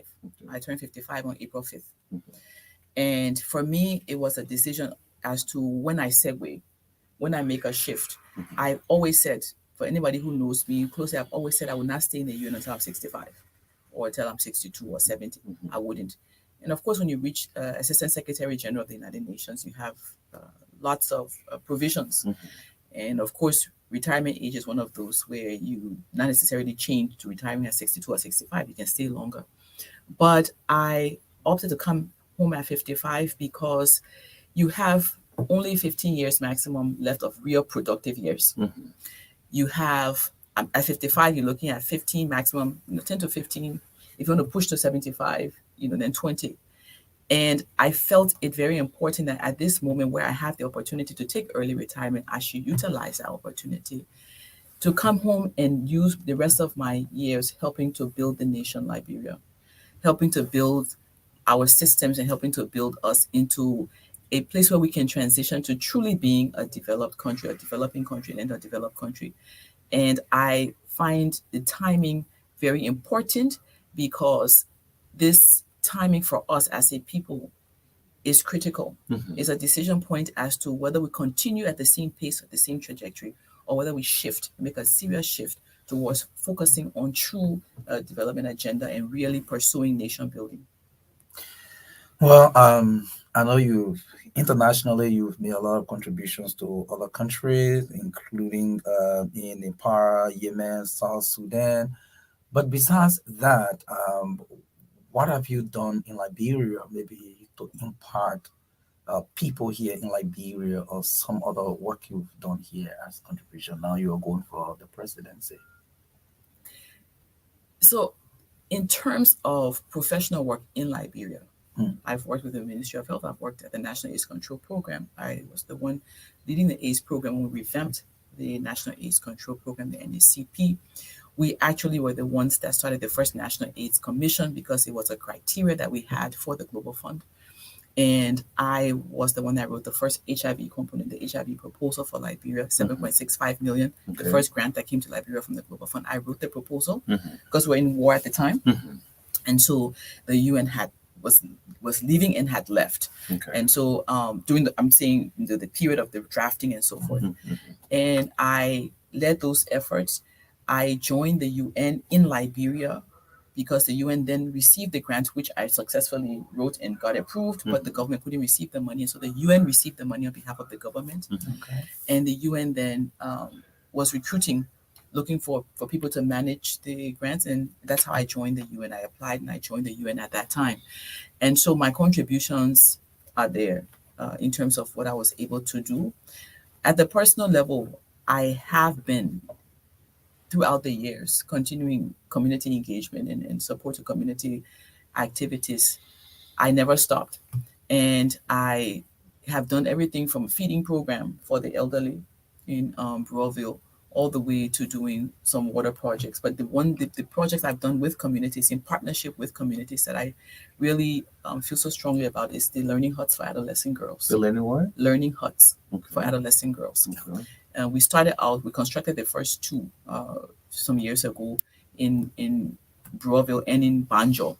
But then we've expanded and moved forward, and we've stopped constructing. So now we partner with communities to identify this space. And we hire female teacher, female psychosocial worker to work with the girls after school to help them with their lessons, but also to help them with their hygiene, menstrual hygiene, and sexual reproductive health. Importantly, to provide a safe space for them after school to as a means of addressing rape and sexual violence at the community level. Great. Let's look at your vision for Liberia. Well, so say I want to be president, but would not want to tell Liberian people what they have to offer for Liberian people. What's your vision? Someone's listening up to the radio. Well, at least we have a female candidate in the race. We would like to explain your vision for our country that probably will have a positive change as we get close to elections. My vision for Liberia, first and foremost, is that we truly build ourselves as a nation. And nation building is something that's misunderstood oftentimes. So I'll first start with nation building, because the nation is very different from the country, and people use it interchangeably, but it's different. The country is the geographical terrain, our 43,000 square miles. The nation is the people, its culture, its characteristics. And as a nation, we've become so divided. Our divisions have been exacerbated by those who play the divisive games. We're at a point where we're fighting each other. And in addition to the divisiveness based on ethnicity, religion, and so forth, we've never had the opportunity to truly heal as a people with the trauma we've experienced with series of wars and even those who were part of the fighting forces, those who were disarmed, and they never truly got full healing, longitudinal approach to healing. They may have gotten some counseling, but really the amount of violence you see in our community and the acceptance of violence is not normal. And so, and I use this opportunity really, please allow me to do so, to speak to the violence that's happening in the last few days. Go ahead. I feel that this is something we must all condemn. We should all be working towards nation building, not nation dividing. We're already divided as a people. We need to be coming together as a people to look at what's best for us. How do we come together to truly build ourselves as a people, as a nation, one nation?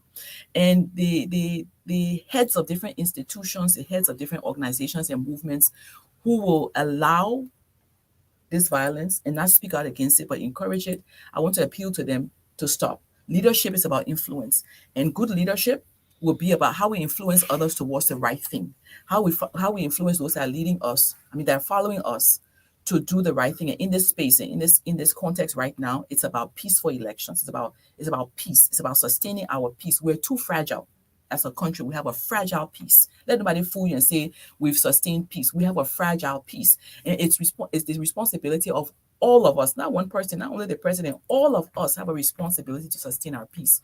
But as a people, we are divided, and as a people, we are really prone to violence, and we need to work on this particular area. My vision is a united Liberia. My vision is one Liberia where all of us come together to build this country. How do we build it? We build it by focusing on reducing poverty.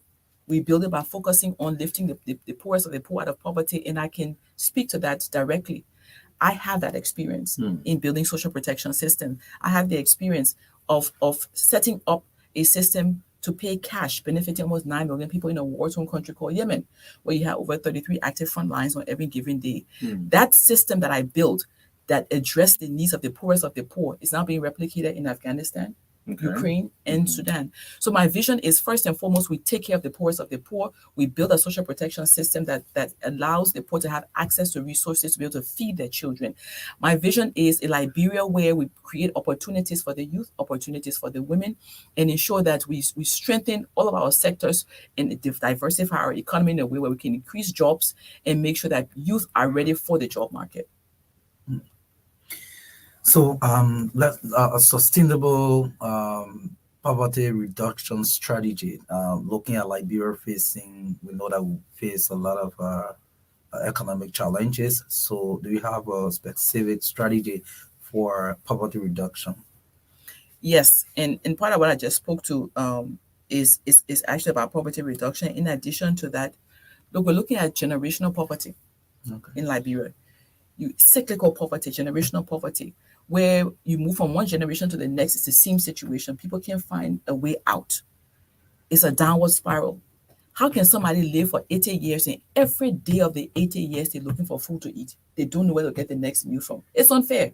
When you're in a country like Liberia that's rich in human resources and in natural resources, we have the land, we have the water, we can feed ourselves. But how are we organizing ourselves to feed ourselves? And so our idea as African Liberation League is to ensure that we lead a process, a government that will focus on several different dimensions of addressing poverty, looking at the social protection system I just shared in terms of the poorest of the poor having access to cash to be able to serve the needs for them and their families, but also looking at the opportunity we have to empower women and youth. And we are proposing, we'll legislate a fund, a women's enterprise fund and a youth enterprise fund to give women and youth access to resources for their own empowerment. That fund will over time become a Liberian business bank. That's the vision of the African Liberation League. We're also looking at education because generational poverty is rooted in the fact that you don't have an educated generational line. We have to make sure that we increase access to education, increase the level of education in Liberia, including quality education, and making sure that we create jobs, job opportunities, and making sure that youth coming out of university have access to the job market. And our National Youth Service Scheme is what we look forward to implementing in Liberia, where we'll create internship opportunities, structured internship opportunities for all Liberians, whether you're part of a party or not, whether you are from one tribe or not, but access to internship opportunities for our youth to get them ready for the job market in the public sector and the private sector. The public and private sector. So let's look at the health sector now. To expand into like most Liberia is not just Montserrat and all of that. Your plan, the African Liberation League, someone is listening up to you. What's your plan for the health sector? You know, many years ago in Ministry of Health, we were part of the process of talking about rural health. I remember those consultations on rural health, how we strengthen rural health. And up until today, we still haven't achieved that. We still don't have equitable access to healthcare, especially in rural areas. Look at what happened during COVID. No matter where you were in this country, you had to come to Monrovia to get tested for COVID, and primarily only for travel, pretty much leaving the rest of the population without access to services. That has to change. And our vision for healthcare in this country is to have a focus on rural health where we make equitable access to healthcare a priority, quality healthcare, looking at standards, international standards for the different health facilities. If you are a clinic, there are certain standards you should meet. If you are a hospital, there are certain standards. If you don't meet those standards, you shouldn't be operating. Making sure we have quality healthcare provided, but also making sure that the doctors and nurses in this country who are trained have the equipment to use. I had an experience at JFK where I had my sister was in the hospital and she had a heart situation. I can tell you the brilliant doctors and nurses I encountered, but they didn't have the equipment that they needed. And for some equipment that was there, some people I encountered didn't know how to operate that equipment. So it's important for us to make sure that health professionals are trained and those who are trained have the tools. Diagnostic capacity. If you don't go to Jamale or one or two other places, you can't get diagnosis. You can't know what's happening to you. Everybody is diagnosed with malaria, typhoid, and ulcer. I've never seen a country so full of ulcer. Everybody has ulcers. Wherever you go, you have ulcer. There is a problem with our diagnostic capacity, and these are the issues we'll be addressing as an African Liberation League-led government. What about the issue of salaries for these people? Because to have a good system running, the people who are running should be satisfied. In fact, not only for the health workers, the police, the teachers, we need to ensure that those providing services are paid and they are paid on time. And I want to stress here the importance of a strong civil service administration, because first and foremost, these are all civil servants. And civil servants, the civil servants package has to be met with accountability to the civil servants and civil servants responsibility, ensuring that they get paid well, but also ensuring that they perform well. Performance management is key, and this is one of the areas we're going to be focusing on. How do we ensure that people don't just come to work, but they come to work with a view of what results are expected from them, and there's an incentive, a performance-based management system that provides incentive for good performance and penalizes when you have bad performance. This will happen across the health system, across the education system, across the civil service, and strengthening the civil service to really withstand the shocks of political changes. Our civil service right now, well, I won't say right now, but over the years, and I won't even talk about right now, I'll talk about when I was in government. Where you come to work on any given morning and you're being told by somebody, if you don't show your card for MPP, you won't be able to come back to work the next That was day. back then. That was back then. Well, let me say, it's been a culture. Your government will be government of inclusion. Definitely participatory governance, an inclusive government. And I said this over and over. All Liberians or no Liberians, this is not about a party. You shouldn't be fusing the party with government. Government is government, irrespective of party. Government is there to serve the people. And so an African Liberation-led government, African Liberation League-led government will be a government of inclusion. We're talking about bringing the best of Liberia's best from around the world. Liberia has 16 counties. We have the 15 geographical counties and the 16th county, which is the diaspora. The talent that we have in the diaspora is amazing. We have great Liberians doing great things around the world. I was one of them. Okay. And so how do we make sure that all of our talent have the opportunity to come home and serve, not because of which party they belong to, but because of the capacity they bring to the table? And that's the role we want to play, to foster nation building and country building in a way that's inclusive, void of ethnic divides and tribal divides and religious divides. So just before we can talk about what you would deliver maybe in your first 100 days, how do you think your portfolio or the work you did out there can help your government to achieve some of the goals you've just set? I've learned a lot, and I've worked with and supported various types of governments, different types of leaders. And I've had the opportunity to sit with and work with so many presidents, prime ministers, heads of finance and development planning, different ministries and so forth, work directly with them in putting in place systems. And I've learned what works and what doesn't work. I've been a part of what works and what doesn't work. And that kind of learning comes with growth. And very importantly would be that all of the lessons I've learned will be used to strengthen Liberia's governance system, to look at good governance from the bottom to the top. Decentralization of government is critical. A centralized government will not solve the problems in a least developed country. You have to have partnership with the people and partnership with communities. Local government will be the key for Liberia's development. Community empowerment will be the key. I've been working on that model, and I'm even doing my doctorate on that model of redefining Liberia's development planning in a way that supports nation building. When it's inclusive governance, and participatory governance, you have a strengthened nation. And this is what we're looking forward to. This is what we're looking forward to. Okay, great. So that 100 days thing will come a later on with him. But let's look at your chances in this election. Yes. Someone's listening up to Campaign you strategy. on the radio and say, well, integrity wise, she's good, she's okay. But let's look at your chances in this election with just 56 days to go. So the point I will start with is the point that everybody, well, not everybody, but some people say, many people say, well, you came too late. You should have come much earlier. Mhm. I disagree. Mhm. I came later than others, Mhm. but it's not too late because you have many in the electorate, eligible voters who felt they were not going to vote. That saying scare you? No, why would it scare me? Okay. Why would it scare me? You have to take political skin now. But why would it scare me? Mhm. If you can take the skin of the Iran-backed Houthis, where the Houthis tell you have 5 strikes against you and never succeed here in Yemen, where you have direct threats to you that tell you because you are black, you are a woman, you're an African, you're an imperialist, and you are a Christian, you can't succeed. We won't give you space to do what you're supposed to do, and you can withstand that and succeed in the midst of that in a foreign country. You survive it. I survived it. Okay. Why would I run away from bringing my capacity and competency to the table to serve my people? It's the people who will decide whether or not it's too late. African politics. Sometimes your name pop up in the media for the wrong reason.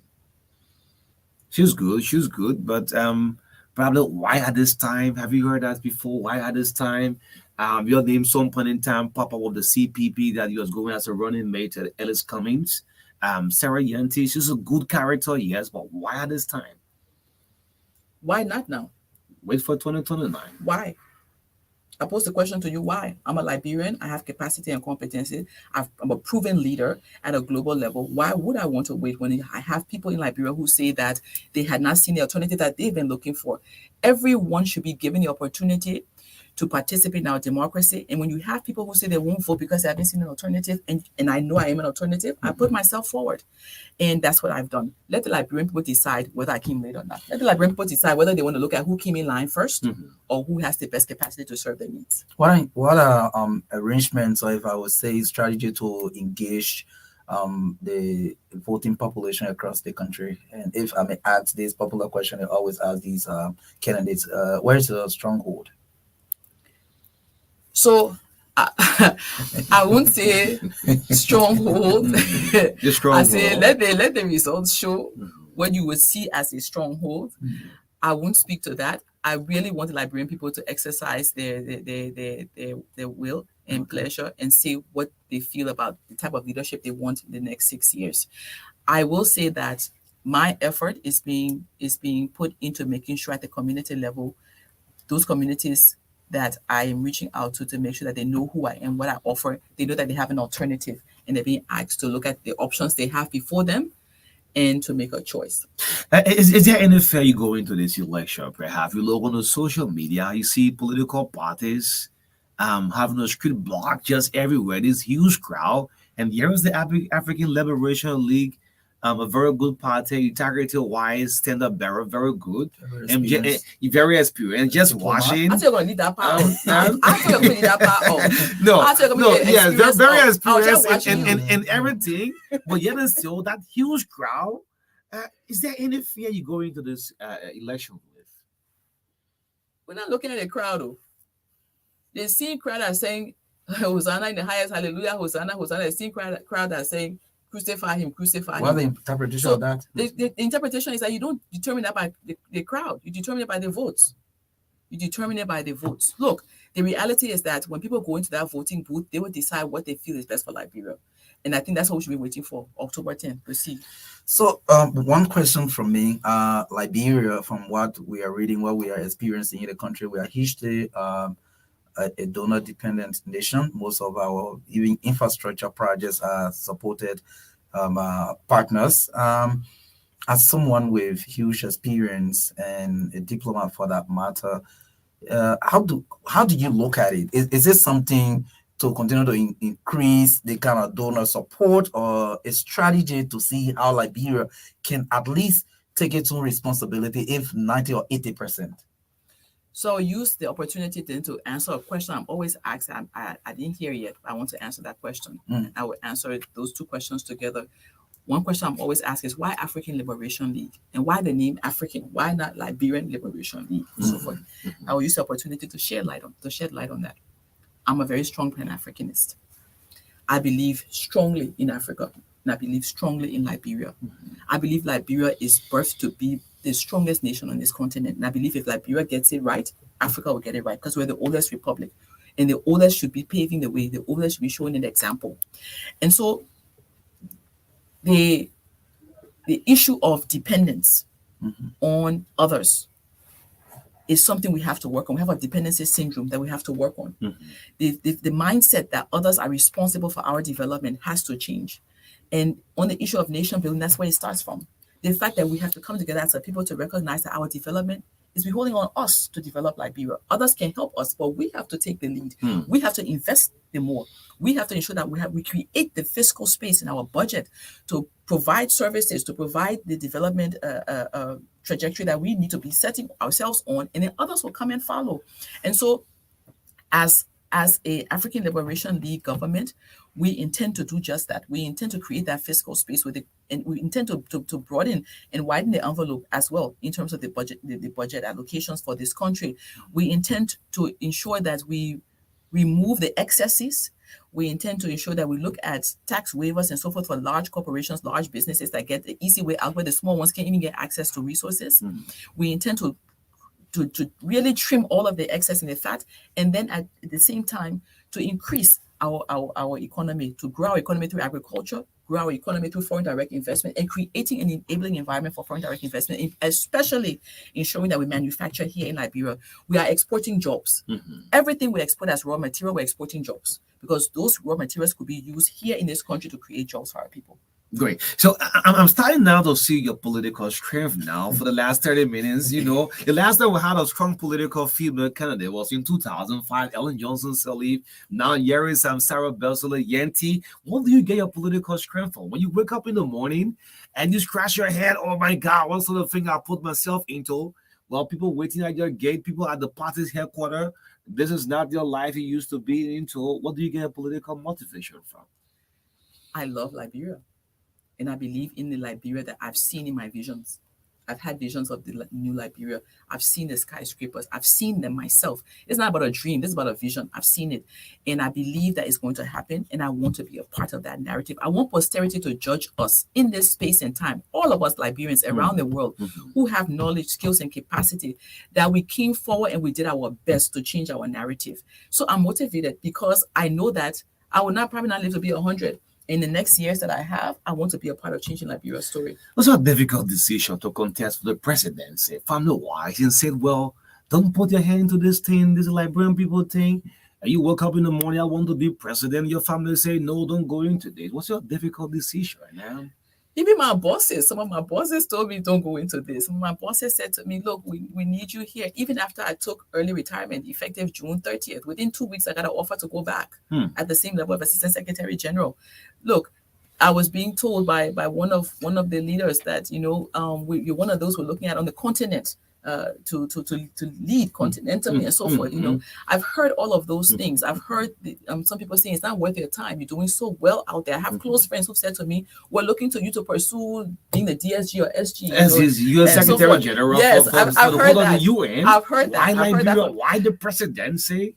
I love this country. African politics. I love Liberia, and I'm tired of waiting for us to get on that path that we're supposed to be on. We do stop and go, we go small, we stop, we reverse, and it's happening in different sectors. We have the opportunity now to change the story for our children, our grandchildren. Tomorrow is not promised to anybody. Now is the time, and now is the time for Liberia's transformation. And I've rolled up my sleeve, and I believe in it. I'm fighting for it, and I'll be a part of it. Okay, my final question is Liberia's image outside there. We have had some controversies of our passport issue. Sometimes we get complaints from our diplomatic missions and all of that. How do you intend to address some of these issues? Our image as a country depends on all of us, first and foremost. All of us as Liberians. And I think all of us should look at how we start to change our language about the country. Okay. how we project Liberia as well. I opened the news one time. I think I don't want to call the name of the online platform that I saw it on, but I saw the dog meat on the table, and people were talking about people eating dog, and I was asking myself, people were criticizing, and I was asking myself, how many countries in the world have people who eat dogs? I don't think Liberia is the only country, but you don't see this on the internet like this, in a way that's ridiculing and demeaning and so forth. All of us have a responsibility to Liberia, all of us, to change Liberia's image. The international community sees what we show them. It's not only the government. They see what we show them. People break news every day. Breaking what news. We show is what they see. Breaking news on the internet. I mean, wrong news every night. They're breaking news. So all of us have to put Liberia first and put the best of Liberia out there. We have to do more about it. We have to do more in terms of promoting what is good, what works, and so forth, and not only talking about what doesn't work and what is bad.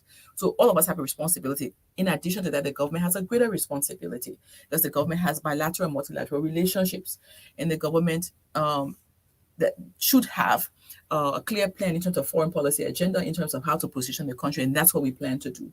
We plan to have a very strong foreign policy agenda, very strong one, a very strong one that looks at partnerships around the world that will serve the purposes of the people of Liberia and will serve in a way where it helps to inform our development agenda and inform our development trajectory. So you can count on me, one who has good relationships already established with bilaterals because of the work I've done in mobilizing resources for other countries, because of the reputation I have with many countries in terms of how I manage their resources. I was trusted with their resources, and I believe that given the chance to lead Liberia, those relationships will be brought to bear. Imagine your 100 days in office, and we're greeting you. Good morning to President Sarah Belsoyenti, and you listening up to the radio. Your 100 days, Maka was asking you, your 100 days in office. Considering your top priorities. Yeah. Fast track corruption code. Oh. Wow. Fast track corruption code. Now put it down. So we're on record for this. Put it down. Put a date also. Yeah, you want to live, we'll record you for that. Fast track corruption code. Setting up a fast track corruption code as a deterrent for corruption, but also sending out key messages. By the way, linked to that fast track corruption code will be strengthening those institutions we already have to make sure those institutions are given the support they need to identify and to process the information needed for the courts to be able to address and prosecute. Now, linked to that will also be a whistleblower policy, a whistleblower system where people will be able to report issues of corruption, abuse of authority, sexual abuse, sexual exploitation and abuse, gender-based, gender-biased, and gender-initiated attacks. Women suffering those things in the workplace. Those are things that we'll prioritize in the first 100 days. Making sure that also the social protection program that I spoke of in terms of setting up a national system for the poorest of the poor to get cash. Right now, we have over 112,000 or so people who get cash from different projects around the country, but we're talking about a national system that will ensure that we know all our people and using our national ID system, a national ID registration system to really strengthen how we collect data on who's suffering with shocks and how we give them access to social services. And so putting in place the mechanisms to prepare that system. It cannot be set up in 100 days, but definitely ensuring that we started the research and the mechanisms to put that cash system in place. I intend within the first 100 days to fill government with Liberians from around the world, Liberians from different parties, Liberians who are from different religions, and even the atheists. Once you're a Liberian, you have capacity and competencies. We'll be encouraging Liberians to come home. They're working your government. Okay. Absolutely. So why wouldn't they? They're Liberians. Okay. No, you picked Mr. Moriba as your running mate. What sort of running mate were you looking for, and what did you see in him?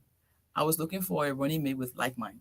Okay. With like mind, because I believe strongly in us having a social contract with the people of Liberia. I believe in us having a development agenda that's inclusive and one that focuses primarily on good governance and inclusive governance. In fact, good governance would be inclusive. And Mr. Moriba and I have worked together. In fact, at one time he was my senior we worked together as my boss. Okay. And Mr. Moriba is a seasoned development expert. He served here locally in UNDP. He served as Deputy Minister for Economic Affairs under Madam Sirleaf. He served in Mano River Union as the person responsible for the development programming between the countries. He has huge experience and knowledge. And I wanted somebody who could, because we're coming to the table, we're not coming to the table as politicians. We're not politicians who operate in the political space. We're coming to the table as development experts. We're coming to the table as leaders and managers. We're going to look at the government, who has which strengths and which capacity to oversee. We're talking about real work here. How do we call your own team? We got rescue, we got fixer, we got a broom. What do we call your team? You what? What I would say Uh-huh. is that you have two people with over 50 years of development experience with results to show Okay. coming to the table. The development to experience bring- team. I got I that name. what you call you? I own your own. The development experience team. I own your Yeah, own. great. So before we get the telephone lines activated, is the message resonating to the people? You come to Wise, when you go to Grand Kilma, you go to Bapolo, Niba, Lofa, your message, it's resonating well to the people. Well, you tell me. Let me give you some indicators that I use, and there may be proxy indicators at that. But let me give you some indicators. Yesterday, after I did an interview and shared phone numbers for people to call, I can't even tell you how many calls were inundated with from around the country. We got calls from River Cess, from River G, from Grand G there. We got calls from Lofa. All around the country, calls came into the party yesterday. I was sitting in the party when people walked in. They said, "We just heard you on the radio, and your message is what we've been looking for. We're looking for an alternative. This is what we're looking for." And every day, African Liberation League, people are coming in. People are seeking, because people are tired of rhetorics. People are tired of politicians. People are tired of games. People want true development changes in this country. And that's what we're talking about. We're talking about uniting, healing, and reconciling, removing the divisiveness that we find in our politics today, and bringing all Liberians together, because all Liberians or no Liberia. The fundamental agreement quickly. The fundamental. No to violence. We'll see on the show in the midst of our country first, Liberia second, Liberia last. The fundamental agreement. The message to all of your supporters and many Liberians out there in keeping the peace as we go close to our elections. We will never have sustainable development if we don't have sustainable peace. Sustainable peace is a requirement for sustainable development, because everything we build will be destroyed if we go back into chaos. And let me say this. I hope everyone listening to me is listening very well. People are tired about our chaos. We are 176 years old. We're not children. 176 years old. We should be leading by example. People are tired running to our rescue. We need to get our acts together. If you notice, the funding that's coming to this country is dwindled because there's fatigue. People are tired. People have spent billions here. We should not be where we are right now. And so already where we are is not where we should be. We shouldn't take ourselves backwards even more. I'm calling on all of us as Liberians to sustain our fragile peace. Let's not allow this event, which is an election. It's an election, it's an event. It will come and it will go. It will pass. But we'll remain Liberians. We have to unite against, we have to unite against the issue of divisiveness, unite against the issue of, provoking violence and putting people against each other. We have to unite against that and unite for a better Liberia. Yes, unite for a better Liberia. Sit back as we take calls on the True Breakfast Show this morning. This is the standard bird of the African Liberation League right here on the TBS. My name is Oni Roberts, MARKA Davis. Let's pick up veteran journalist Vanim Bese as our first caller on the line this morning. Good morning to you, cousin Vanim Bese. Morning, O'Neill. I'm very delighted to be on your radio this morning. Thank you for inviting Madam Sarah Besto, ENT, this morning. Good morning, Eddie Sarah, if I may call you that way. Yes, you may. Go ahead. Okay, all right. I remember when you visited Liberia, when you were then Honor Secretary General for the UN, you came to Liberia. I met you. I was able to organize a group of young people that you met, a group of young people, mostly girls, that have exceptional skills. They are so smart. If you become president, what will you do to help such people? Because we have thousands of young people in Liberia, smart, but sometimes they don't have the opportunities. All right. Thank you. Yeah, so Thank you. call on 0770-202579, 0770-202579. I pick two, you pick two. They will call this labor, but let's get this line. Good morning. Yes, good morning on you and MARKA. And Reverend Mother Beslo.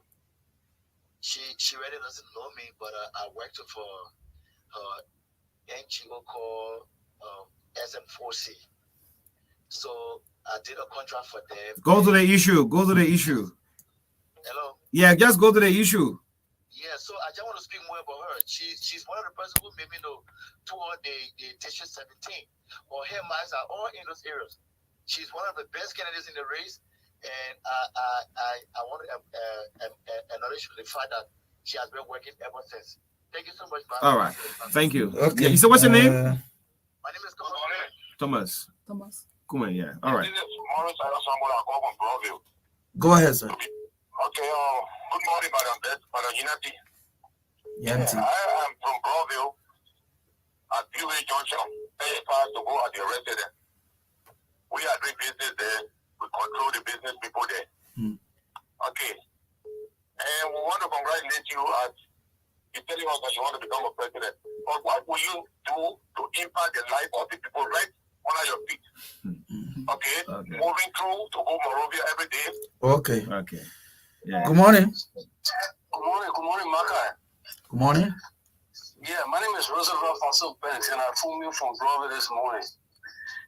Let me say good morning to the development expert in Manassar, Brazil, Yanti. My auntie, Yeah, again. you know, I appreciate you a whole lot. You know, in Liberia, we Liberians were voting for people with the kind of developmental mind who has the expertise to develop this country. I think that we should be looking in person for you, so that we want to encourage our brothers and sisters across the level of Liberia who are following to see a faith to elect Manayanti, who comes to the table with lots and lots of development experience. So we are calling on our brothers and sisters, the younger ones, to please see a faith to elect Manayanti. We wish you success in your endeavors, and we know for sure that success is sure. Thank you ever so much. Thank you. Good morning. Good morning, Maka, and good morning to O'Neill. Let me say a pleasant good morning to the incoming president of the Republic of Liberia, Madam Sarah Beslo Nyanti. Go ahead, sir. This boy is Uri Muhammad Kakoe, political Nyai, the chairperson of the Youth Council of the African Liberation League. So. Go ahead, Chief. Listen to the leader. I'm not the one to praise her because before I praise her, somebody will say, oh, but pray we see further flies together. But I think O'Neill and Maka, you are a testimony today with the exposition of our political leader. It clearly manifests that Liberia is about to transform. And I will tell you, the Liberian people, this is time to open your eyes. The youth, we need to open our eyes. Madam Sarah Besson Nyanti is the best alternative for Liberia. If we miss Madam Sarah Besson Nyanti, I can tell you for free, we'll be going in another 6-year devastation, which I think every one of us are not prepared for. So I encourage you, all youth, all Liberia, all women, to rally around Madam Sarah Besson Nyanti to make Liberia a better place for every one of us. Thanks so kindly. Thank you for your participation. Good morning. Good morning. Good morning. I'm here to speak from District 1 Papa County.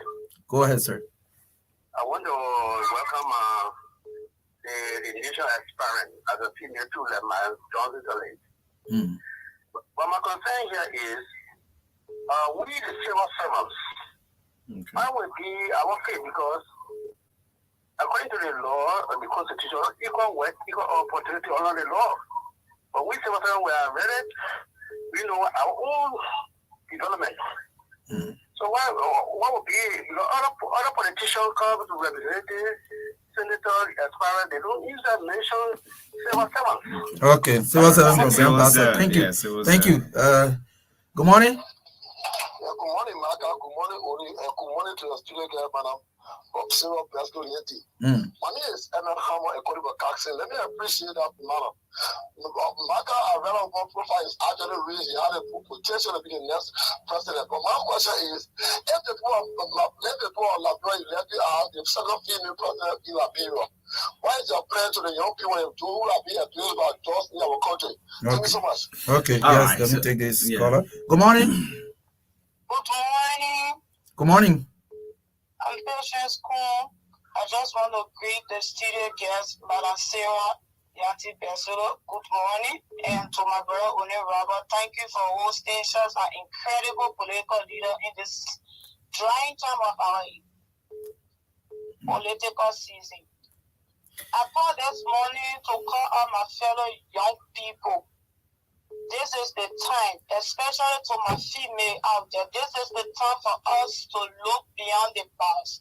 This is the time for us to see just being a political party because you know that for the longest period.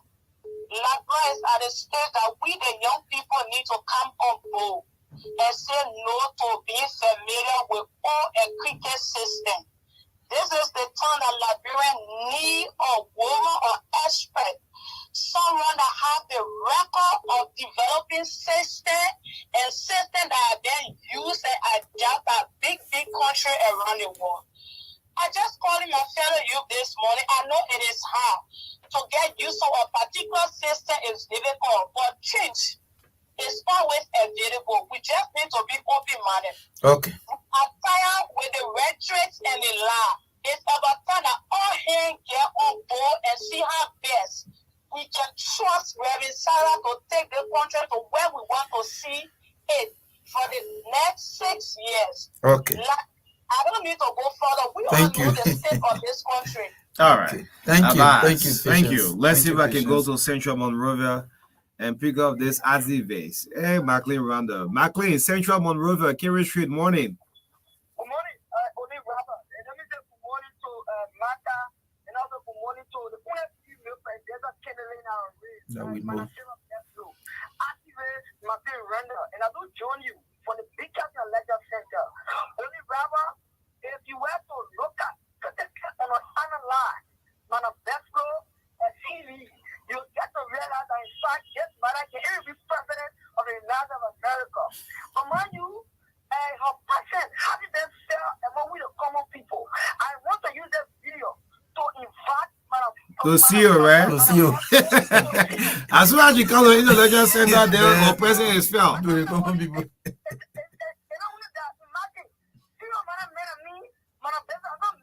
Look at that. Now, there you go. You know, Miss Ram, man, people trying to call. And if I call them, I'm pressing on number. Serious man. Yeah, let's see if we can do well, two more. yeah, Don't go to our yeah, guests. yeah, Yeah, let's see if just we can take two more more, calls. yeah. Yes, just two more. McLean, very interesting. Good morning. Hey, good morning, my dear brother. Good morning. Yeah, I'm a Yaku number. Yeah, having listened to Madam Sarah Besoyanti when she was like talking, or when you read the name, tried Googling her, and everything she said is just true. And to be frank, don't want to vote for the Unity Party, but for what I'm saying, I'm going to change my mind to vote for her. Thank you. Oh, Okay. The final one from here. Yes. Eben loves one. Good morning. Good morning, Viva MARKA and Viva Onu. Go ahead, sir. Pleasant good morning to our guest in studio. I joined the discussion on District 4, Monterado County, and this is the voice of Akwe voicing it. Well, Madam, I listened to your expose, and like many callers have said, I must commend you because I think you're one of those female gladiators that muster the courage to be in the midst of the gallant men who are galvanizing for power in this country. But Madam, I care to ask you this question. The issue of the different ways of violence as we approach election, what is your own stand to these different violent issues in our country? Okay, as Akwe. we approach the election. Thank you for having me. Yes, Akwe Thank Boy, thank you so much. Yes, so SB, we can listen up to you as you respond to callers. Yes. So firstly, thank you to all of the callers for all of your comments. I greatly appreciate them. Thank you for the vote I got this morning. Thank you. Eben loves one. Thank you so much. So let me try and address all of the points. And also thank you to the caller who talked about the work I've been doing in District 17 over the last 10 years or so with my NGO and Social Movement for Change. On helping girls, the question came, what would I do for girls? I'll be carrying forward what I'm already doing for girls in terms of trying to create a safe space for girls and making sure that girls have the enabling environment to succeed in school and ensuring that quality education is provided for all, boys and girls, but that girls particularly are supported to ensure that they don't only enter, but they complete. And all of the issues that affect girls' retention in school and completion, those issues will be addressed in the part of our manifesto. On the issue of VOA Road, I would like to thank the caller and actually give you one concrete example of what I have done If you can recall, there were yellow machines on the streets. I think it was 2019 or 2020 or so. There were yellow machines on the street, 2019, and they were on view able to fix the road. And we had appealed for that support to get the roads fixed. And the machine stayed in my yard for over a week because we're being fought not to fix the road because they said I will use it for political leverage. And so people fought the fixing the road and they said they were going to fix it themselves. I will not get into the figures who came onto the road. Figures came from all over to that road. To say I should leave it because it will be fixed. Until today, the road is even worse. So let's leave that point there. The evidence is there to show. And what I will do is to continue to work for all roads, not just the road in my neighborhood, but I will continue to work for all, and not only on roads, but all the sectors that we intend to impact. In terms of civil servants, I spoke to that earlier. I had a lengthy point I made on strengthening civil service administration and making sure civil servants are protected protected against political shocks. You shouldn't have civil service. Civil service should be a professional entity. Let me please use a couple of minutes to share this. I worked in a country twice where when I went there, they were in war. Nepal was in war when I went there, and I served there and developed the HIV program. And I was proud to go back as head of the UN and to see the work I had done, how it had even now reduced HIV in the country, and the programs I started were being sustained. Now, that country, in terms of political instability, one of the worst in the world. You have 3 men, all very old men who continue to change power between themselves. You always have changing power. Sometimes one year you have 2 prime ministers, or and so forth and so on. However, I'm proud to say I partnered with them, and they were able to graduate from a least developed country to a developing country because what the civil service administration is strong. It withstood the shocks of political changes. And that's what we need in Liberia, a strong civil service that regardless of whoever is in government, regardless of which party is leading, the civil service is strengthened to the point where it can resist those changes. And that's where we want to see Liberia civil service go. Drug abuse is a major part of our manifesto in terms of addressing the issue of the proliferation of drugs, giving incentives to drug enforcement agency and other security apparatus to ensure that we curb this importation and trafficking of drugs in Liberia, but then addressing rehabilitation from a national system perspective. And moving beyond the small pockets of 5 people here and 10 people here, but making sure we get our youth, because I always say, and I will say again today, they are the wealth of this nation. We have serious brain power wasting away in our ghettos. McLean, Randall, I take the invitation. I will follow up with you. I will get the number from O'Neill, and I will follow up with you. I was supposed to come to CO once, but then I was told there was some political shifts that were happening at the time. I think you know the shift I'm talking about. I won't talk here later, but there were some shifts at the time, and so I was advised, don't go there right now. Let the shifts settle down. Yeah. Okay. And then lastly, the issue of galvanizing for power, and a woman coming to the table and so forth. Thank you for making that point, because it's not easy. Women in leadership, and what I tend to do to address violence, I've talked about it earlier. I've called on all heads of institutions and movements and so forth, political movements and institutions, to please lead by example and to denounce and to condemn the violence that's happening right now before it goes even further. We need to stem it, and I plan to continue to speak out on this issue. We are about 12 political parties that are coming together to look at how we can cooperate during the elections for protecting our votes, and violence is one of the things we're talking about. We hope to get to the public soon with what we've agreed on, but this is one of the things, how we track violence happening in our elections. Great. So out of time already, the development expert. You love that name? Nation builder, man. The nation builder, development expert. Poverty doctor, nation builder, Because if it is development expert, what people will steal it. I want to say, so the nation builder. So in case, quickly before we take leave, in case there's a second round, the African Liberation Leader make it into round 2, what will you do? Give your support to the party? Well, let me focus on round 2 from the perspective of how I'm going to be competing with the other person. Whether I come 1 or 2, I'll be going to second round. Are you going to second round? Yeah, for sure. You sure you go in the second round? Okay, let's leave it at the text. Thank you. All right, the voice of the political leader of the African Liberation League, closing us up, Reverend Sarah Yenti, closing us on the last segment of the True Breakfast Show. It's been wonderful, we say, in the midst of all country first. Can you say that for us? In the midst of our country first. In the midst of everything, country first, Liberia first, this land of liberty, we must truly be free, because we are not free right now. Thank you on behalf of the entire team. This I will say goodbye on the breakfast show. Marka Davis, Oni Robert say have a blessed day. Bye bye. Thank you.